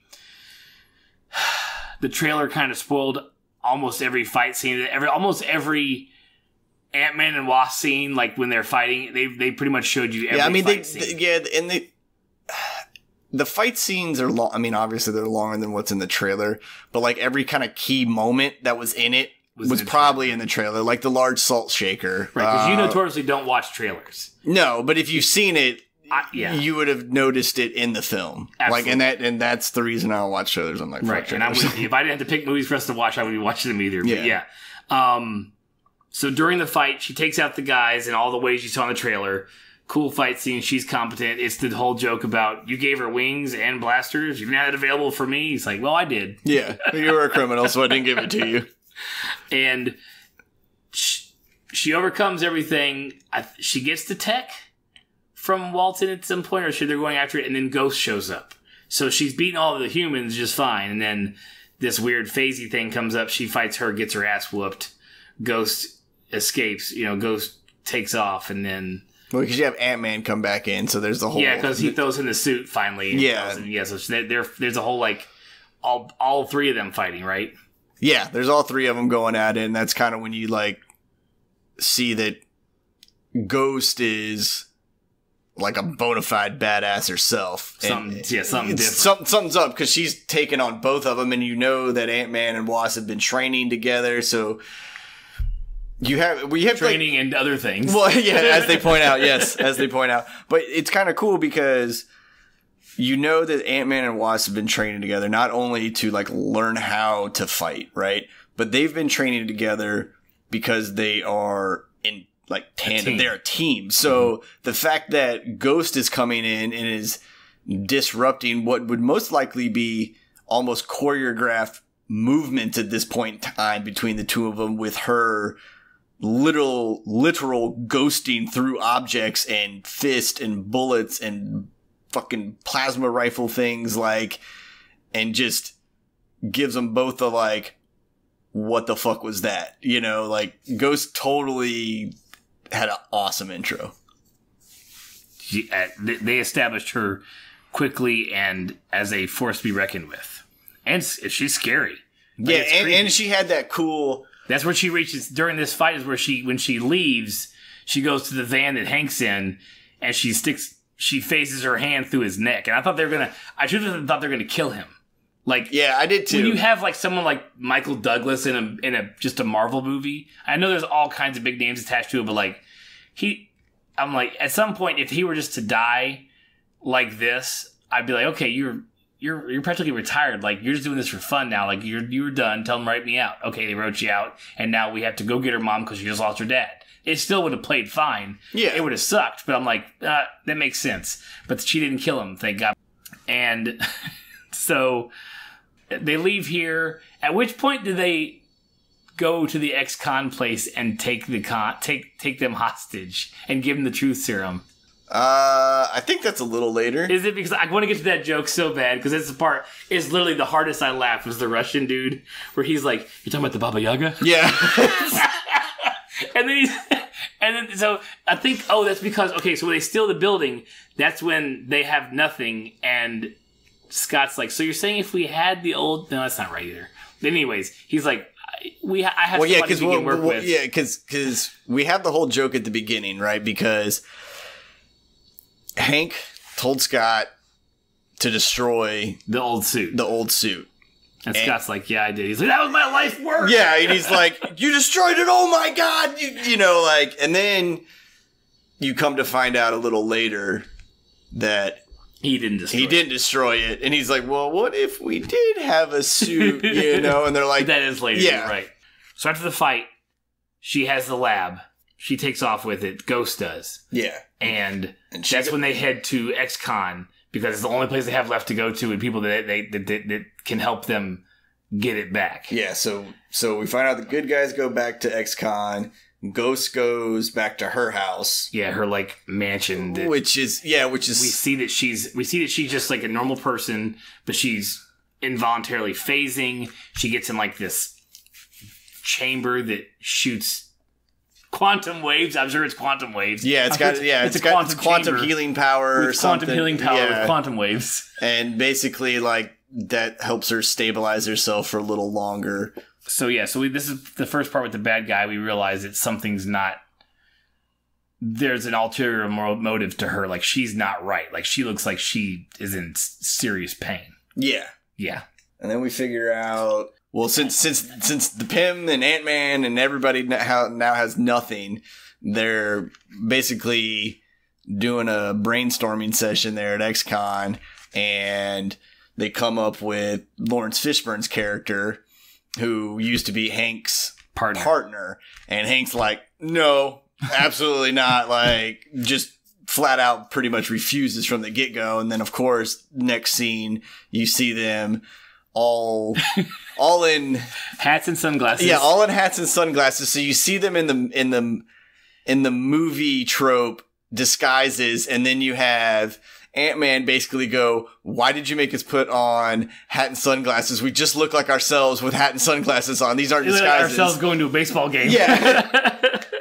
Right. So they go, and Lawrence Fishburne's character, whose name is Bill Foster, is a professor wherever they are. Yeah. So they go and they, wait in the back of his class. He sees him, cuts the class early. They start talking. And then you get the scene from the trailer where they're comparing sizes, where Fishburne was part of Project Goliath, which was actually mentioned in earlier X-Men movie, or earlier, not X-Men, earlier Ant-Man? Avenger. Avenger. Yeah, I know what you're talking about when they do the flashbacks to S.H.I.E.L.D. and stuff like that. Right, like I think either Samuel L. Jackson or Robert Downey Jr. mentioned Project Goliath, like back in the day. So that's when they had their size comparison. He got to like 21 feet and then got to like 65 feet or whatever, And that's when you have Evangeline Lilly, the Wasp, like, go, are you guys done comparing sizes? Basically. Right. Yeah, that whole joke was in the trailer though. Mm-hmm. And I was like, God, you guys, I mean, just you killed it. Like, you didn't, people are going to go to this movie.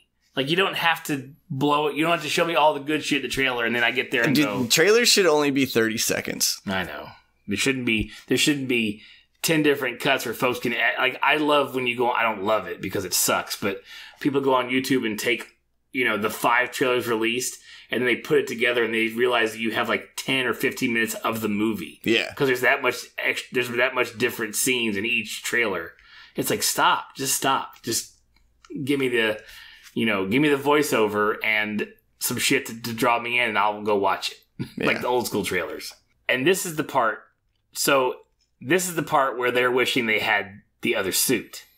Yeah, that's right. And because it's not at X-Con. Yeah, because what's his name? Foster? Yeah, Foster's like, if you had the from the regulator on the suit, he's like, well, we upgraded. If you had been, if I had fired you, we upgraded. We don't use that anymore. But if we had the old suit, and that's when Paul Rudd's like, so what if we did have the old suit? You didn't destroy my life's work? He's like, you said it was your life's work. I couldn't just destroy it. Yeah, so where he's hidden it is in that trophy that his daughter gave him. Yeah, because she had asked about it earlier to take it to the show. Yep, that's right, because in the cardboard box maze, the whole end goal was to get to the trophy. And she's like, I want to take it to show and tell. And he's like, no, you can't. It's the most important thing in the world to me. And you're thinking, because it says you're the greatest grandma. But it's also twofold because the Ant-Man suit has been miniaturized and hidden in the bottom. Right. So he calls Luis while they're out at Foster's. He calls Luis, who's looking for it at the house. It's not there. And Red's like, it's at Cassie's school. It's at show and tell. So that's when you get the scene, which we also saw in the trailers, of where his new suit is malfunctioning. He's getting bigger. He's getting too small. He's getting like, it's not even like he's the right size for the kids in that school. Like he's like 2'5". Like he's not a elementary school kid. He's just above a toddler. It's weird. Like basically he's when a kid knows how to, that weird awkward run walk thing where their legs are kind of like stilts too because they don't know how to really bend their knees, but they can get that insane momentum like that. They're right there at that height. Like basically, but he's adult figure. But it's like an adult body. It's the weirdest way you can look at Paul Rudd possibly. Like it is. They made, because it's supposed to be funny, right? And it's supposed to be funny, and it's supposed to show. It gives us a little tease into there because we've never seen their relationship. We've only been hinted at it, and it's another hint to their relationship as well. When they're in the coat closet, and he's going bigger and smaller, and then he ends up right size, like face to face with her, and they're like, "Yeah, do we kiss? Do we not kiss? Yeah, you get all that." But it's hilarious. But it's funny because they also made this version of him at the right height that it's awkward. Right? Like it's when you see something where something's maybe 4 feet tall, but its limbs are like below its kneecaps or something like that. And you're like, your arms aren't supposed to be that long. Like you should be 6 foot tall with arms like that. Or, like it's just this, it's creepy. Like it's just at the right height to be weird because it moves fast. Right. Yeah. So they get the suit. They get back to the van. They escape without being caught. The one teacher that sees him, he's in like a hoodie he got from the Lost and Found, and is like running down the hall, and he's like, "Where's your hall pass?" Yeah, like hollers like twice, and then is like, "Whatever, I don't even care." Yeah. So they get the suit, so that's good. So the whole point of getting a suit was to track the lab. Yeah, because they needed the piece in the belt, and they could tune the frequency or whatever, and then that would sync up with where the lab is. Right. So they find Ava's house. They find Ghost's house. Yep. She's in her room, in her little chamber, sleeping. They go to get the and you think you're about to have like another kind of breakout scene with the Wasp and Ant-Man. Like you're like, oh man, they're gonna sneak in. Ghost's not even going to know what's happening because they're both going to get shrunk, blah, blah, blah, blah. And right when you think they're about to get away, because you see Ghost in the chamber the whole time, Paul Rudd looks back and goes, oh shit, and she's not there. And then next thing you know, they're both getting knocked out pretty much. And so they're all three of them, Hank, Scott, and Hope, are all tied to chairs. Yeah. And then we get the reveal that Bill Foster is involved with Ava. Like he's a father figure for her. He's behind what she is, what she wears, all that stuff. He knows of her condition. They go to the whole backstory. Her father is Elias Starr. So you and I both aren't avid comic readers. We've read some comics, but we don't know all these characters as well as some folks do. So Ghost was never a Ant-Man villain in any of the comics. Yeah, it was an Iron Man villain. But Elias Starr was Egghead, who was an Ant-Man villain. So her dad is Elias Starr, also played by the guy who plays the one of the observers in Fringe. I recognized him. Like, when I was watching the movie, I was like, I fucking know that guy. Like, where do I know you from?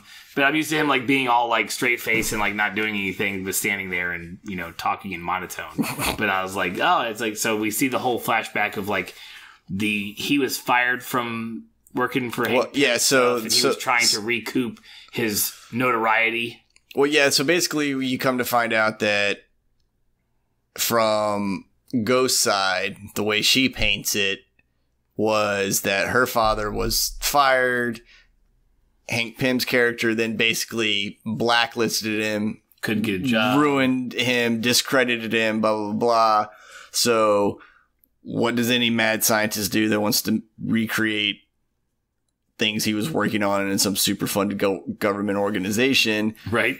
Get an old warehouse with a couple people and start building your own quantum capacitator out of fucking barrels and what fucking word was that? Quantum capacitator, like, you know, I don't know, fucking traveler thing, whatever. He was trying to he was trying to have another breakthrough to bring himself back into the fold and like get work again, really, pretty much. It's like, look, I can do this. I'm not, don't blacklist me type thing. Yeah, but then you find out, like, because Hank says in the movie that when he's talking to Bill Foster? No, not when he's talking to Bill. When he's talking to, like, basically Ant-Man and Wasp, he's like, when they're reworking on the quantum fucking thing, he's like, he stole the plans from S.H.I.E.L.D. and was like, that's why he was fired and all this stuff. And then he was basically, from what I gathered with that, like, whole warehouse thing, was that he kind of had, like,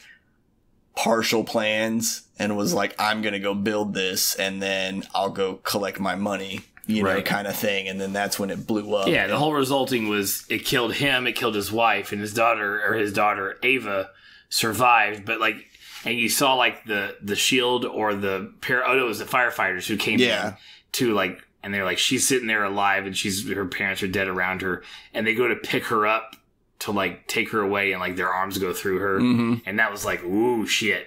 And so then we see Bill Foster's character come in. Now, did you know that is Lawrence Fishburne's son who played him there? They didn't de-age. No, nice. I didn't even know that. Damn, that motherfucker looks like his daddy. Yeah, I mean, I'm sure that, I don't know if they do any like facial changes, like to make him I feel like there's like probably like a little makeup or whatever, because I mean, I believed it. Yeah, like I went, damn, dude. That's some good CGI. They took old Lawrence back a little bit. Shit, good job. Yeah, no, that's his son. Maybe just a bunch of good makeup, but yeah, that's his son playing him there. So it's him. You see him start to teach her like how to control her, you know, molecular cohesion. To and basically how he teaches her is hands her a teddy bear, verifies that her hands go through it, and then he goes, "It's okay. Try again. Concentrate." And then it works. And it works, you know, so no one encouraged her ever. Apparently, you'll get no encouragement around here. So now we have the full backstory of Ghost. We see that she's conflicted. We see why she is the way she is. We also know during all this that she has weeks before she becomes, her molecules destabilize completely, and she just, I mean, it's not even, do you die, do you not die, you just become... yeah, and we also find out that she was weaponized by S.H.I.E.L.D. Yeah, she was used as an assassin because she could just walk through walls and shit. Yeah. And so she's this little girl that was brought up to be a weapon who's now in extreme amount of pain, because like she keeps reiterating throughout the film, like, it just hurts. It always hurts. She's always in pain. But you can also see, like, the first time, like, she interacts with Ant-Man, like, she's almost kind of enamored. You know, like, she's given this crazy look, and she's having, like, this conversation with him, but when that conversation was happening to me, I was like, it's almost like she wants to be friends. Like, to me, I was like, why don't you just ask them for help? I feel like if you would, like... And they would. And because she did such a good job of they did it in that moment where, just like they did in Jurassic Park, where Chris Pratt is like this close to being like, hey, Blue and I are about to high five and fucking ride off in the sunset together. And someone comes in and goes, hey, and disrupts that weird silent connection moment where you could see Paul Rudd was like, you're gonna tell me something, you know, kind of feeling like something was gonna, like, this weird. And then I think because that's when Foster like comes around the corner or whatever, right, you know. Yeah, and that's part of the reason why they never asked Hank Pym for help, is because because Foster and him had a falling out and he would never do that. Yeah. So that's part of the reason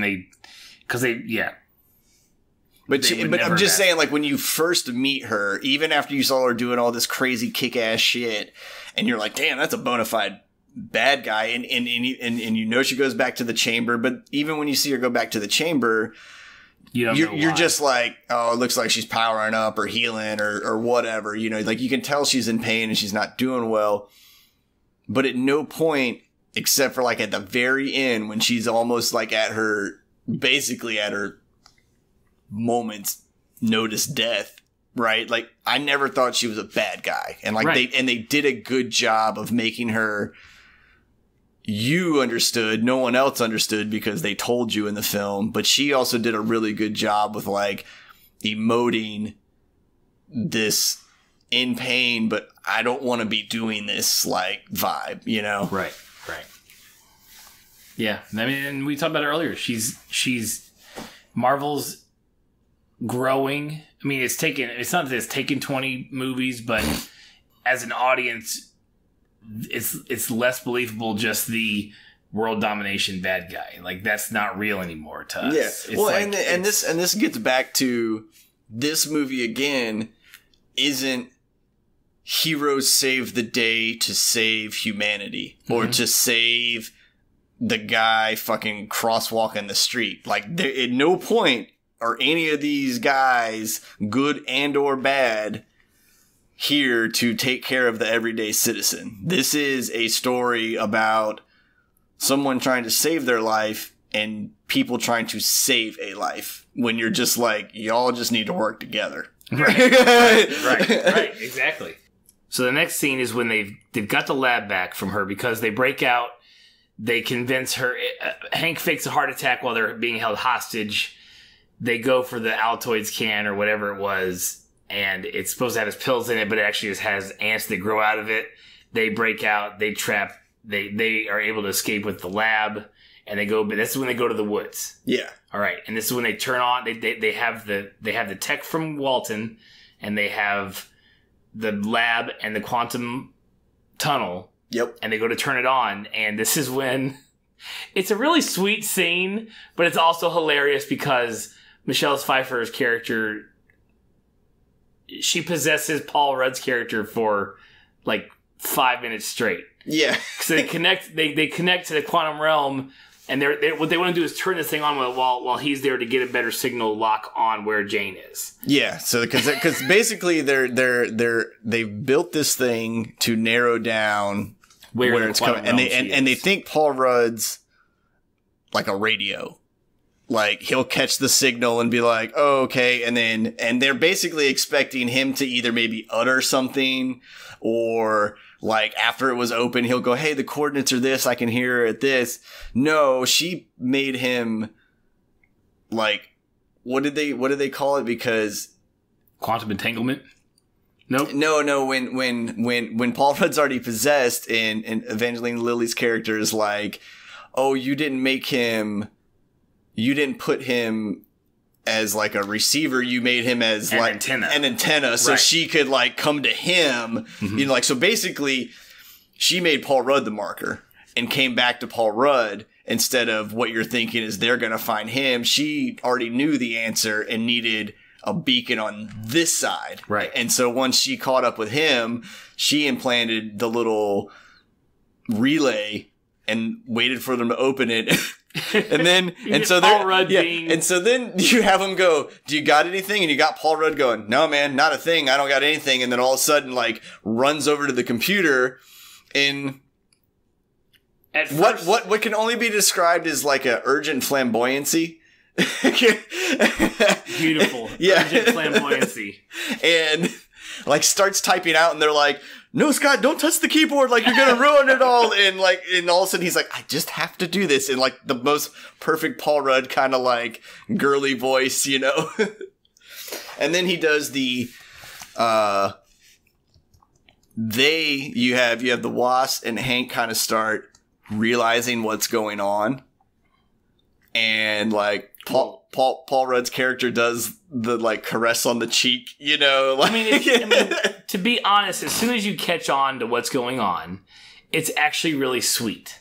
Yeah. Like Hope tears up, like the way he's talking to her, even though he's using his urgent flamboyancy with it, like it's their mom talking to them, or her mom talking to her, and his wife talking to Hank. Yeah. Through this man. It just happens to be Paul Rudd, and it's hilarious but also touching. It's actually one of my favorite scenes of the movie because it is funny, but it was almost uncouth to laugh at it because of what was happening. Yeah, like it would be on par of like laughing at a funeral when they're like scrolling the pictures of, you know, the deceased, and there happens to be like the funny one of them there, you know, and everyone in the crowd's supposed to kind of go like, right, you know, right? Like that's what that scene was. Don't bust a gut at it. Yeah, that scene was. That'd be irreverent. Paul Rudd acting funny, and everyone in the theater going like, dude, this is great watching Paul Rudd act like that. But then the other side of your brain that feels things going, this is so emotional. Oh my God, dude, she's fucking back, and she's like calling her nicknames, and then, I mean, Hank, he's his whole life, you know, and you're like, oh my God, and it's just, it's cool the way they pulled it off. Right, you know? and when she finally breaks the connection, like, and Scott comes back to himself. Well, and he's holding at this hand. point, they've already moved like out of like where they were standing, where the control to where the signal was going to tell them where they're at. So they're all kind of watching it, waiting for it to like lock on, because she rewrote the code or the algorithm, and he's holding both their hands, and then like it all goes away, and it's this conversation, and he's still talking a little bit, and then all of a sudden he like pulls up Michael Douglas's hand, and he's like, look, and then gives him the weirdest look, like, why are we holding hands? Where am I? He didn't realize where he was. Right. So this next scene is what I've been trying to get to this whole podcast, and this is when Walton has taken the guys at XCon hostage. That's right. Yes. This is when he's there. He wants to interrogate them to find where Scott and Hank and Hope are. Yeah. And so they bring in like their he's like the torture guy, but he just has he has all this drug concoction. It's not okay. It's not truth serum. Yeah, it's Walter Goggins. Two big, two guys that if they were standing next to another dude in a suit, you would go, those are bodyguards. Like, don't fuck with them. Right. And then there's this, and Walter Goggins is not a tall man, but there's a dude next to him who's like to his shoulder. Feeble. Yeah, he is just this frail looking dude who doesn't seem intimidating, doesn't have an intimidating voice, and he doesn't even have like a unique or like weird creepy voice. He just opens it up and he's like, I have needles, and Walter Goggins is like, my friend over here is going to drug you. And blah, Lewis blah, is blah. like, oh, is that truth serum? Yeah. Like, there's no such thing as truth serum. Yeah. And then you basically have this 2-minute running gag of it's truth serum or is it not truth serum, you know, and then what Lewis's character. So first Walton asks Lewis's character, or asks Lewis, that's the character, not Michael Pena. Yeah. He asks him, where is Paul Rudd? And Lewis tells him, as in, where is he emotionally? So he goes, you see the whole flashback starts like when they met in prison. Yeah, because this is when you find out that they've all been tied up and they've actually already been drugged. So you don't see them get drugged or anything like that. But then, and T.I. makes a joke like, hey man, what did he say? He said when you put a quarter in it, you gotta go for the ride. You know, Right. he was like, because Walter Goggins' character is looking at him like, what the fuck is this guy going on? And T.I.'s like, hey, look, man, put the quarter in, you just got to go for the ride. Like saying, you have to let this run out. This is going to be explained in no other way. And then you get this hilarious interaction, you know, Michael Pena's character talking at 100 miles an hour, the real actors, and they're acting out what he's talking about. So you get that great flashback to the original Wasp scene of him like doing his storytelling. Right. But then you also have Walter Goggins getting infuriated trying to figure out where they are, and he's like, no, where are they presently? Literally, where are they? And he like, oh, I thought you meant emotionally, you know. It just keeps going. And when they were first at XCon earlier, that's when they mentioned, when Paul Rudd was describing Ghost to the group. Yeah. And that's when the Russian guy was like, you mean Baba Yaga? That's what he said. So, yeah, so and at this point, of course, when Lewis cracks and goes, oh no, he's in the woods out by highway whatever, he tells him where he is. Literally, Ghost has been waiting in her phase shape, like through a wall, and she hears it, and then just like runs out of the room. And the Russian guy's like, "Oh, Baba Yaga, come here!" Let's do the song. That was the best. That was one of the best parts of the movie. He didn't have very many lines, but what he did have was magic. Yeah, no, he played great. Baba Yaga, that's great. It's also what they call John Wick in those movies. They call him the Boogeyman. Yeah. It's awesome. Real quick, when they tell them where the place is at, Walton just calls the FBI to let them know. He's like, yeah, we can't handle this. Let's just let them do it. We'll go steal it from the FBI. It's way easier. That's his whole point. And also before this, there is... And it's almost like a gloss over scene in the movie, but it comes to be more important a little later, because when they first get to the woods and they're back in the building, Paul Rudd is on the phone with Lewis, and Lewis is flipping out about the contract because they forgot the security cameras or security lights in the back of the building. He's like, they specifically asked for that, like, you know, because Lewis is still in this, we have to land this contract thing. So and that's how Lewis knows where it's at. Yeah, so you also... This comes to the whole essence of Hank's character is, as he stated in the movie, the people closest to me are always the ones that get hurt by my decisions. Right. So you have a couple touches on it of how Hank went to Germany and fought with Cap, and you know, and the Wasp kind of gives him shit about it, and there's this banter through the movie. Well, by Hank doing this, by talking to Lewis, trying to be a good guy for one of his friends, he's putting his other two friends in danger. Right. And then... That's how Lewis knows who he is during yeah, so when he gets interrogated, he gives it up, and now Ghost comes out. To go after him. Yeah, and you get to that point at the story where Ant-Man has to diverge. He's like, I gotta get home. Right. Like, he's like, I gotta go back to my daughter. Well, yeah, exactly, and... After the interrogation, Walton calls the FBI agent who's on his payroll, who is the guy under Randall Park's character. Yeah. So he gets a tip. So he's like, Walton's like, let's just let the FBI handle it. We'll steal it from them when they get it. Yep. It's way easier. And this was actually, so yes. And so back at the building in the woods, the lab in the woods, he has to take off. So Paul Rudd's character, so Scott leaves to get home. To his kid and all the other stuff's going on. It has to be at the house.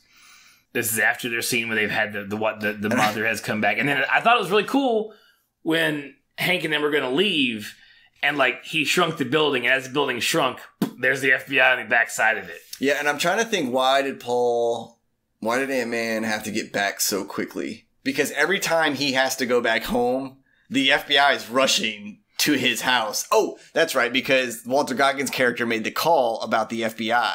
Mm-hmm. So one's going one way. One of them's going to Ant-Man's house, and the other half is going to where Hank and the Wasp are. So he rushes home, makes it home in time.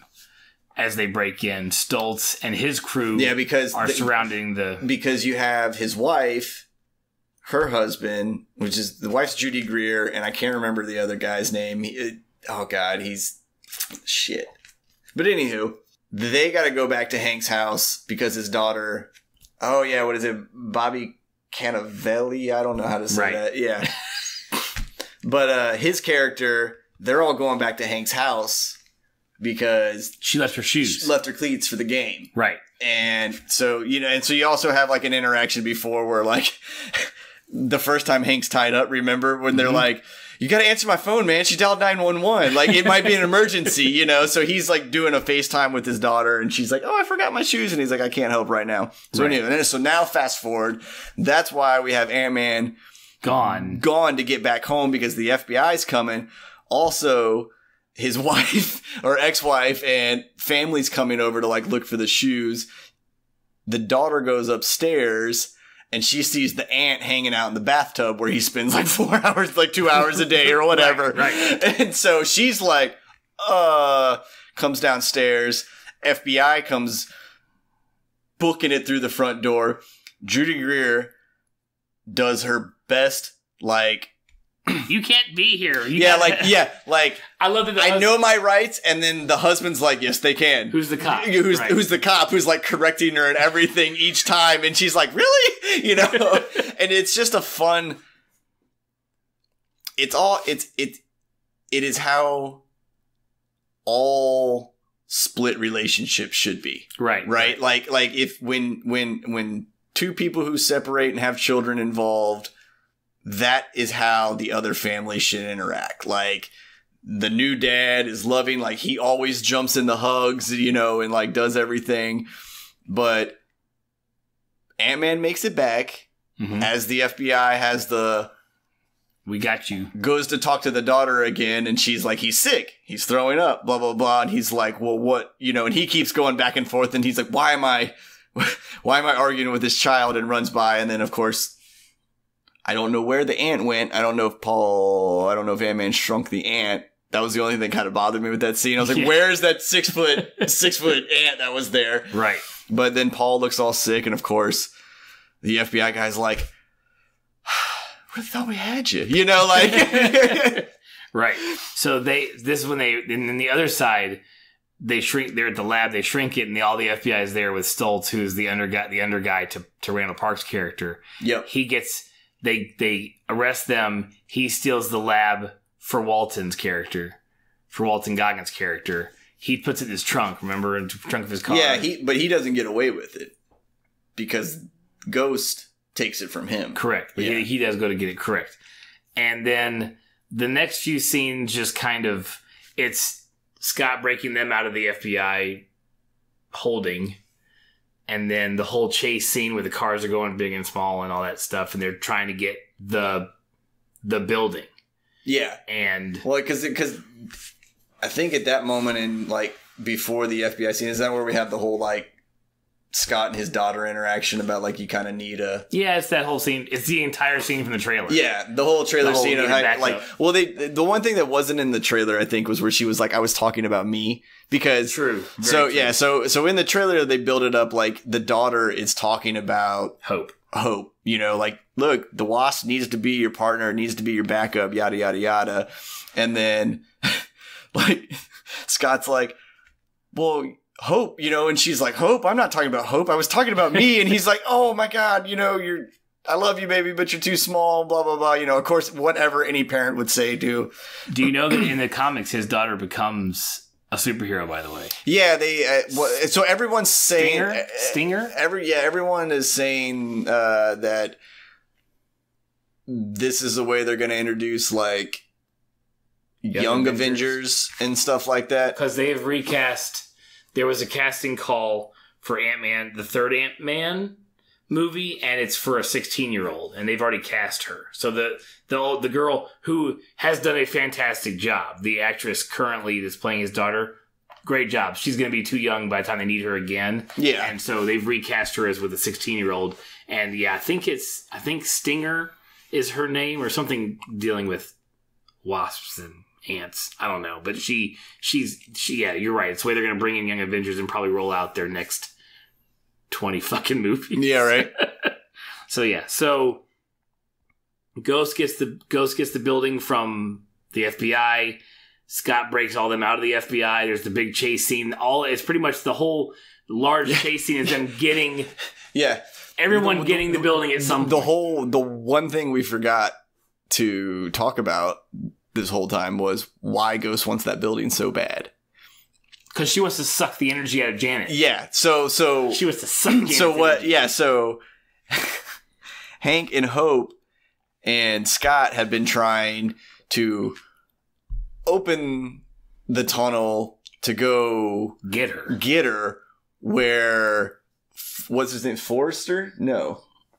Bill for Yeah, Lawrence Fishburne's character, Bill something, right? we're getting there.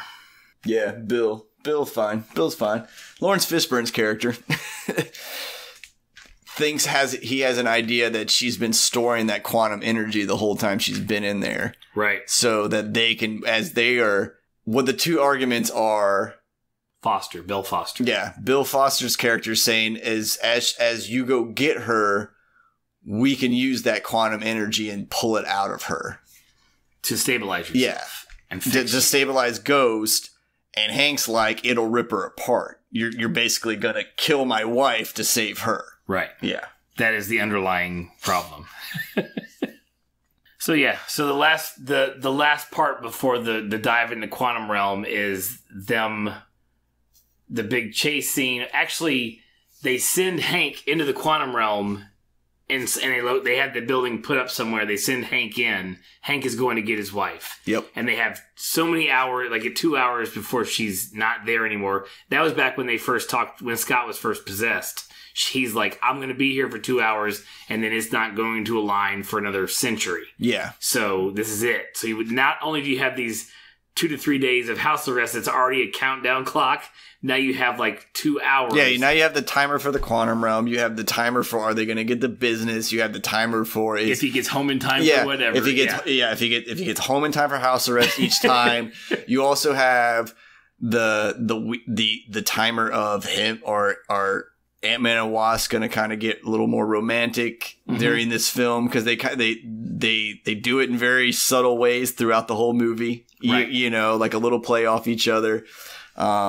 But yeah, everything in this movie is on a countdown clock. Right. And it's gets so a little annoying at the end. A little annoying at the end, but it carries very well through the whole movie. And it's a great way for them to kind of sneakily take this feel-good, fun movie, but at the same time in the back of your head go, is he gonna fucking make it? Like, this motherfucker better make it. Like, don't you go because you know what? I saw Infinity Wars, motherfucker, and I know you're not fun. I know you will play around. Do not make this man get in trouble. Like, right. So with that time, they send Hank into the quantum realm, they shrink the building, and they take off. And then that's when this whole, everyone's going for the building thing. Yeah, so you have Ghost going for the building. You have Walter's character and his men, and they're the most audacious fucking cream Cadillac with gold trim and giant gold rims on it that just says, hey, pull me over, I'm doing something fucking illegal all the time. Right. So, your gripes about the miniaturization and stuff like that. The only gripe I had with this was after the chase scene, after Ant-Man, gets the building back from going all super gigantic for the boats. Before you go any further, I loved how he described when he got that big, he's like, the air feels so chunky. Yeah. I thought it was a great explanation, being that big and still trying to, take in all of the oxygen that you need to survive. Mm-hmm. Yeah, that was good. But yeah, so after they've got the building back from Walton. Yep. So yeah, because they get the building back, and then basically everybody knows that Ant-Man's not in the fucking house right at this point, and so he gets quote unquote cornered. And this is the only part that bothered me. How did he make the suit blow up big and stay against the building with a little bit of air in it, but miniaturize just himself when he was out of it? It would be, okay, so this is how I'm going to go with this. When the suit is stored, it literally stands like an action figure. Mm-hmm. So I would assume he shrunk it down, got out of it, shrunk it down to whatever size that is, and then at the last second popped it back up to big size. And Yeah. It just for, I mean, it was literally like 30 seconds. Yeah, no, it was only 30 seconds, but it was the way it was like positioned with its hands, like it was actually cool. hiding. Like, you know, Right. they made the suit look like it was hiding behind a building with he was still in it and stuff like that. And that was the only thing that kind of tripped me out there real quick when I haven't been questioning any of the bigger small shit that's been going on before. I was just like, it was all so Randall Park could talk to it with no one in it. Yeah. And be hilarious. Come on, Scott. It's time to come on down. Yeah. Like, it's time to go to jail. So, of course, it deflates. And Scott runs off, like, in his underwear, like, back to the house. They've got the building. The whole point was that while the building was shrunk, he couldn't come out of the quantum realm, and he had to. We saw tardigrades on the way down, by the way. that's right. Throwback to our Star Trek Discovery season 1 review. Yep. Like we did every episode of that show, and there was tardigrades was a major portion of part of that season, so that was cool to see. But he couldn't come out of the quantum realm while the building was still shrunk. So they had to get the building back to full size to let him come out with Janet. Yep. And Scott had to get back home. So they get Because does everybody Scott get home and then they get Jan out, or just they get Jan out then Scott gets home? I think it's the other way. I think it's that way. Well, he's there while they're reunited. I think in the movie, it actually goes where Hank gets Janet. You see the whole, because you get to this weird, like, Hank's been out there and he's like made it to where he needs to go. He's looking for Janet, and you know, Scott's referenced it like twice when he's talked about the quantum realm. He's like, kind of makes your mind go to mush. You know, it's like very hard to stay yourself. So Hank starts to basically go crazy. Mm-hmm. And that's when Janet comes up and like touches him and like brings him back. And then you have that reunion. Right. In the quantum realm. Yeah. Right. And then you have like Scott getting back, because we're now basically at the point where, one, everyone knows that he's been out, but they can't prove it. Right. Well, I think, and his before time, you go any further, I think they come out of the quantum realm. Michelle Pfeiffer, Janet fixes Ava with her touch, the same touch she did to Hank. Oh yeah, because they're all there. Yeah, because because then he rushes home. Yes, so that's, you're right, because the Wasp, the Ant-Man, and Ghost are all fighting, basically keeping her away. He does that cool save like of Wasp, like he goes gigantic again real quick, enlarges himself and like snags her as the basically what we'll call it transportation shuttle comes out of the quantum realm, hits Ghost. So you're like, oh shit, Ghost is dead. Damn it, we've been trying. The whole thing wrecks. Yeah, we've been trying to. Well, in the back of my head during the whole movie, I was like, they're going to help her out, right? Like, I just feel like no one thought she was really that bad of a guy. Like, they got Mom, right? So, Ghost wakes up after everybody thinks they got this, like, happy-go-lucky, like, reunion, and they're kind of like, oh, shit, and then... They tease killing Hank more than once in this movie, because when they come out, Janet emerges first, and, like, there's the whole mother-daughter reunion, and then... There's like a long ass pause, and we're like, "Oh, did fucking Hank die?" Like, yeah, it was a bad crash. And he's like, "Don't worry, I'm still fucking here. I'm fine. Yeah, I'm okay. Yeah, don't worry about your dad. You only have two parents." So Hank makes it through the end of the movie, which is nice, or at least through this part of the movie. Yep, and then Janet goes and does the brain touch, the mind temple touch, mind meld. Yeah, and fixes Ava. Yeah. Fix it. Well, doesn't fix her, because it gives her enough energy to like stabilize herself. You think she can still phase, but on control now, like in control of it now? Well, maybe, but they also make a comment later in the movie at the end credit scene. She's like, because that's why they send. Are we done with that part before I go talking about that? I guess. Well, the last bit is like Scott goes home. Oh yeah, so they're rushing back to catch Scott again, and of course it's the whole like agent comes bursting through the door like, fucking got you. I know you've been out the whole time, and Scott's there playing the drums with his headphones on, like, oh hey guys, and he's like Thought we had you. You're fucking here. Jesus Christ. All right. Looks like you got away with it this time. And so they got to unlock him. Right. And all that. We also get the scene where Hank and Janet are setting up their beach house. Yeah. Let's not forget that all the cars in the movie were in a Hot Wheels like car carrier from like the 90s or 80s. Well, I love that. I want to know what, like, I mean, I feel at this point in time, this is probably a dumb argument. Yeah. For me. Because they probably have some kind of super batteries in these houses or something like that. But, like, they straight up just set these buildings up, this house up, wherever the fuck they wanted, and it had power. Completely. Like, I think in the movie, I may have even under my breath, like, when we were there, I was like, that's not how buildings work. Yeah. You don't just set it down and make it big and it's fine. Like, there's foundations, there's stability, there's no fucking way this is gonna work right. Yeah. No, I'm with you completely. So they have their like nice thing, and then, you know, Scott gets released from his house arrest. So the first thing he does is go see his daughter. Yep. All that good stuff we get. And then it's like, all right, good. You know, oh, and then they have like, they're all at a drive-in watching a movie, which is like the old school, like, Ants movie where they're all been radiated and they got big, so it's kind of a cool. And then the cool thing about this is they pan out from the drive-through, and at first he like honks the horn or something like that. Because a moth falls on him. Yeah, because a moth was like on the screen, and you're thinking like a moth is on the projector lens or something like that. So he's like honking, and they're like, "Don't do that! Don't flick your lights!" And so the moth comes like, and then you realize that they're all miniature and they're watching it on a laptop. Right. Which is actually pulled from the comics of him miniaturizing his daughter and watching it on a smartphone. Yeah, they did that. It's from the comics. I did like the joke. I watched American Dad for a few seasons. It fell off just on my rotation, but it's a great show.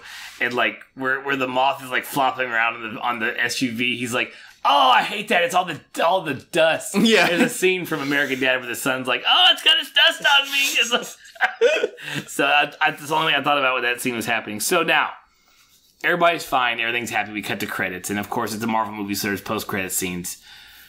So the first post-credit, the first post-credit scene is the only one you need to watch. Right. If you're listening to this podcast, you haven't seen the movie, shame on you. We've spoiled it all for you, but you don't have to stay through the rest of the credits. You can get up and go pee and go home.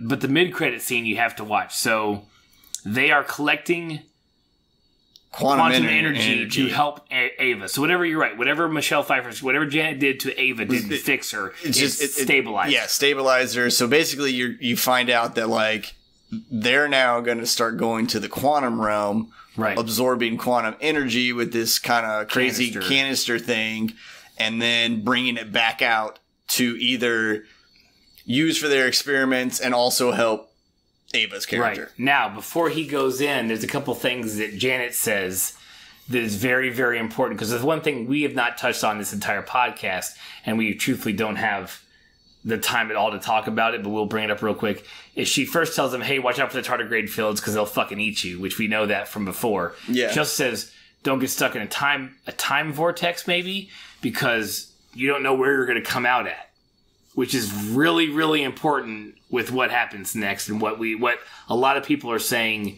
is the theory behind what happens in the next portion of Infinity Wars. Yeah. So you come out in a different time, you can come out in a different like timeline completely, that kind of stuff, which is very important for the whole overarching story. So he goes into the quantum realm. They send him in. They've shrunk the quantum tunnel to fit in the back of the van, Lewis's van. Yep. So he goes in, he collects his energy. They're all talking. In fact, he goes in and they do like a tease. He goes in and Hank's like, "Hey, yo, can you hear me?" Blah blah blah, you know. And then it's silence from Ant-Man. And then all of a sudden he's like, "Oh, hey," he's like singing or some shit. Right. And so because we all know what's happened in Infinity Wars. And we know that at some point in this movie, we're going to catch up with the snapping. Yeah, somebody's going to turn to dust. Right.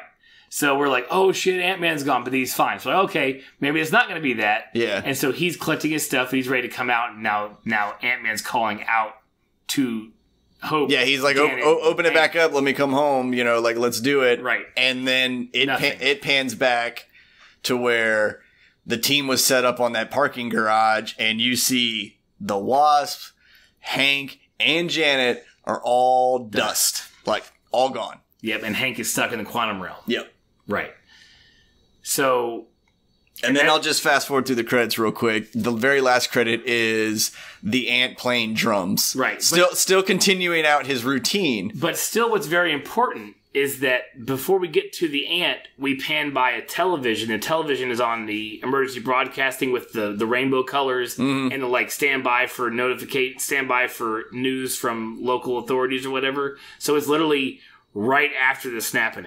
Yeah. Right after Thanos snaps his fingers and half the world is gone. Yeah. So it was cool. I actually expected there to be like, because you have to think that like both pilots and planes would disappear, that, you know, there'd be a lot more like fires and screaming happening like at that exact moment. Kind of like, did you watch Leftovers on HBO? No, I never got to it. So Leftovers, it's only 2% of the world that disappears. Yeah. And it's still like cars fucking smashing into each other and like flames and planes falling out of the fucking sky because those two folks flying the plane disappeared. Yeah. Or those guys in that car or that family that was saying like they're all gone. So when it's half, I would expect like as that pan with like the, you know, emergency broadcast, there to be like, because you see the windows and shit and everything, and it's like there should be like more fire. Like, I was expecting to be more shit on fire. I would imagine that, like, I mean, and they did a good job of it in Infinity Wars, where you see the helicopters crash and the cars crash. With the post-credit scene there. Yeah, true. But you're right, like, I feel like if someone physically snapped out half of existence in all of the galaxy, or all of time, space, whatever the fuck he snapped up, like, 5 seconds later, fire should be almost everywhere. Right. Like, literally everything should be engulfed in flames. It's amazing how close everything on Earth is to being on fire. Right? Yeah, at any given moment, dude. It is a very fine balance that this world that we teeters on all the time. Like, speaking of fire... So if you follow our Twitter account, you know that Corey tweeted at the Two Dads account because we were out before the movie and I had to pick up something from Lowe's and it was the cane torch for weeds, and it's the whitest thing I ever bought, but it's the greatest. It is so fucking cool, and let me tell you what, it sounds like a fucking torch when you light that shit up too. It is no joke. It is fun. It is fun. I don't even know if it works that well. I don't even care. It's a fucking cane with a torch at the end of it, and it's great. Hey, man, you want to go to the movies? Sure, dude. We got to stop by Lowe's because I got to buy something that I can burn weeds with. Why wouldn't you just buy weed killers? No, I want to buy a torch. To burn weeds. To burn weeds. I was like, what the fuck? Okay. All right. Greatest purchase this year. I'm gonna put it out there right now. Anyway, so yeah. But yeah, so that's it.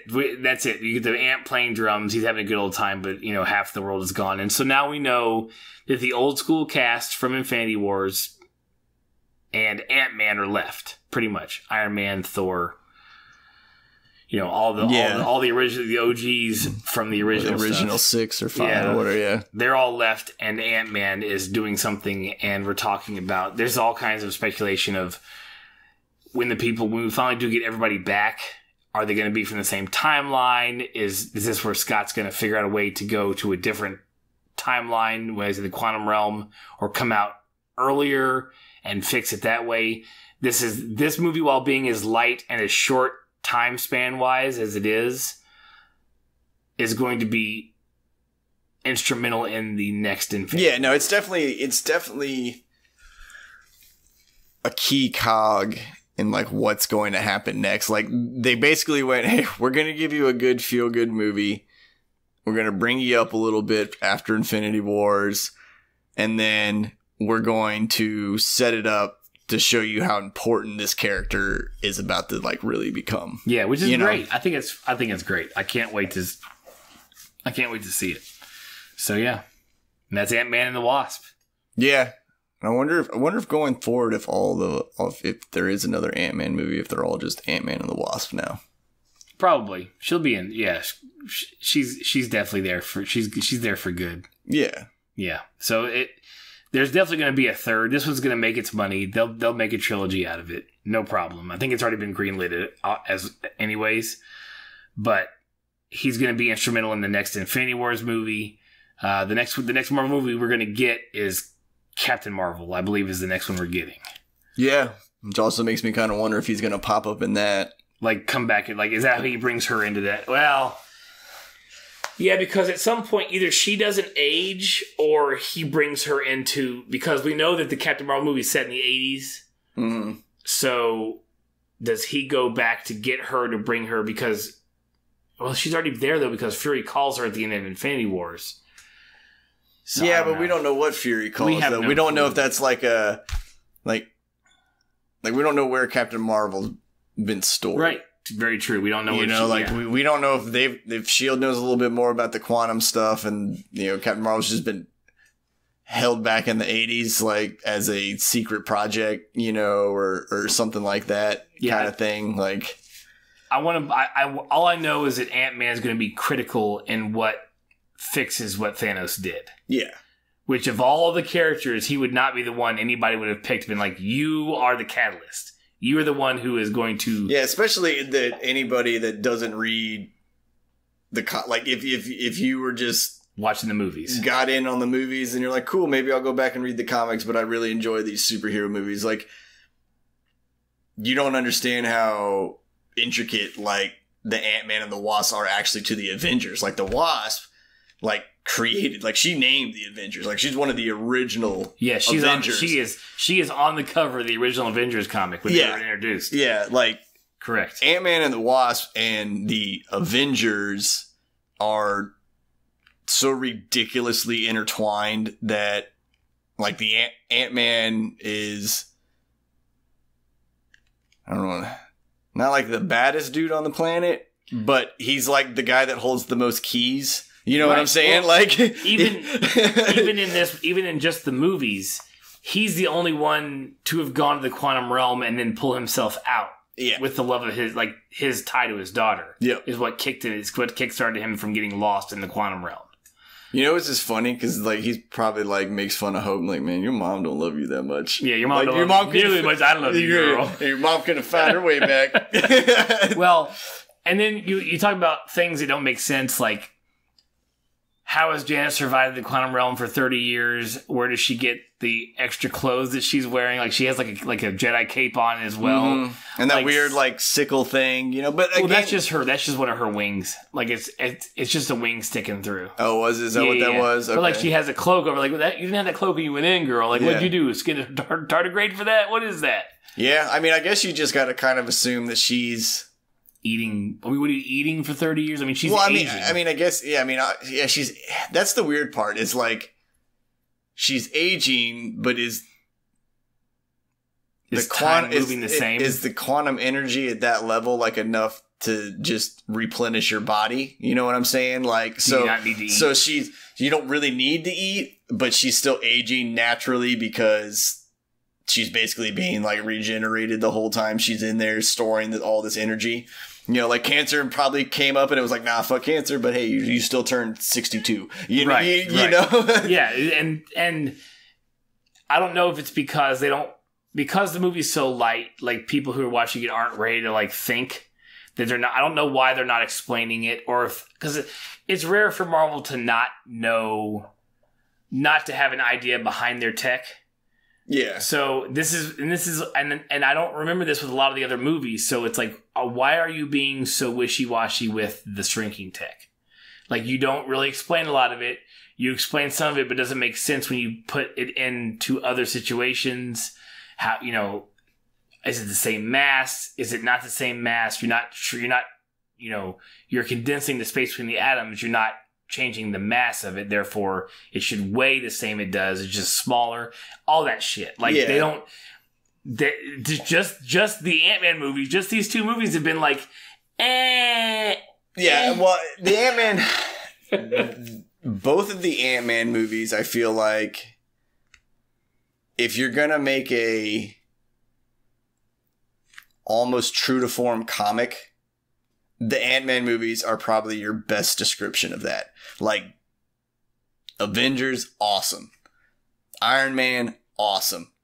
But they are movies that took superhero characters and made a movie. Right. Ant-Man is almost at the point where they're following the superhero look and feel because they have Marvel's backing, but it's almost like when you read a comic, you go, cool, that guy can fly.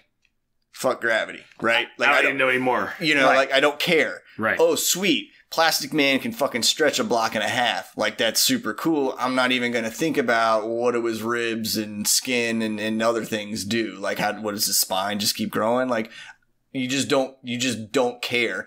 And in the Ant-Man movies, they do a really good job of that. Like, they shrink it, but they make it fun. Like, they go, if I was writing a fucking comic or I was a kid, what would I do with this? Right.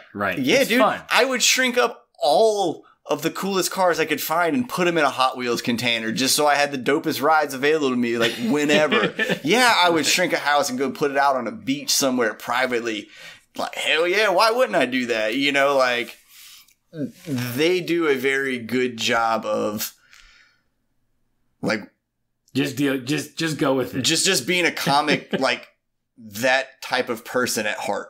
You know, like, where all of the other Marvel movies, except for maybe Thor Ragnarok, but Thor can get away with a lot because they're gods. They're gods, and a lot of the what the F shit happened on Asgard. Right. So you're like, well, dude, that's just a different planet, different rules, whatever. You know, well, Ant-Man's always been based, you know, San Francisco or wherever they're at, like California. And all the other Marvel movies have always had this, like, yeah, I gave them the superhero powers, but they've somehow been, like, grounded. And you were like, man, that's kind of cool. Like, a superhero that's real. Like, I feel like I could see that Captain America, or if I ran into that Iron Man, like, and that's what you wanted. And then Ant-Man kind of flips it and goes, not like I'm here, but here's all the cool, fun shit you get to do with comics that you don't ever think about. Like, I'm just going to blow myself up to 86 feet and take a box, and we're not going to pay attention if my voice would still sound normal to normal human ears because I'm talking, or would I be super duper fucking loud and everybody's head would explode. Right. You know, like, right. You're right. And they do it in a good way where they're like, oh shit, he's so big, he's not getting enough oxygen. And that little piece of your brain for that split second of reality can go, well, whales are big. There's more oxygen in the water. We just can't filter it, right? Like, because of the sea life and shit. So you go, yeah, I mean, I guess if I was that fucking big, like, would it be harder to breathe? I mean, you're up there higher. You know, like, you kind of think about it a little bit and you go, and then you instantly come to the conclusion that, yes, it would be harder to breathe. I'm done. Like, that works. I'm done worried about it. Right. You know, like, Ant-Man does a great job of that. Agreed. And it was a great movie, and it was fun to watch. It will be fun to see him. It sucks that he wasn't in the Infinity Wars movie because I like the lightness and the comedic element that Paul Rudd brings to anything he's ever been in. So yeah, but I think for that, I mean, even the way they have written the story, you know, playing with Ant-Man getting lost in the quantum realm, and now everyone's kind of thinking crazy time travel, parallel universe, whatever, you know, some kind of flash to the past. I totally lost it. Jesus Christ. Totally went away. Oh, I was saying, because that's right. I don't think you could have had Paul Rudd's character the way he acts in the first Infinity War. Right. Because the way they wiped things out. Right. Like, he is too, even with all the crazy shit that was, like, going on. And yes, his story was running parallel to it, so we're not going to really see how he reacts, because he's going to come straight out of the quantum realm into whatever the hell's going on, and he's going to have to kind of get his shit together. Right. But if he was like Ant-Man, as in an Ant-Man role probably would have been, throughout the film, you would have just been like, I feel like he's just going to talk shit to Thanos in, like, some kind of goofy ass way. Like, it would have took away the overall vibe that Infinity Wars was putting down. He would have gotten lost, and when the next Infinity Wars comes because he makes a point even in this movie that he's an idiot. Like, he's not an idiot, but he's not making any of this. He got lucky and got out of the quantum realm. Yeah. Like, that's his only claim to fame. The rest of it is all, he doesn't understand any of the theory, doesn't understand any of the science behind it. So he's going to come out, realize everyone's gone, meet up with Iron Man and Captain America, and they're going to devise through his idiot speak as to what he can do in the quantum realm. Yeah. And he's going to go save the day as the village idiot. Yeah. Which is going to be fucking fantastic. Yep. Like, it's going to be great to watch.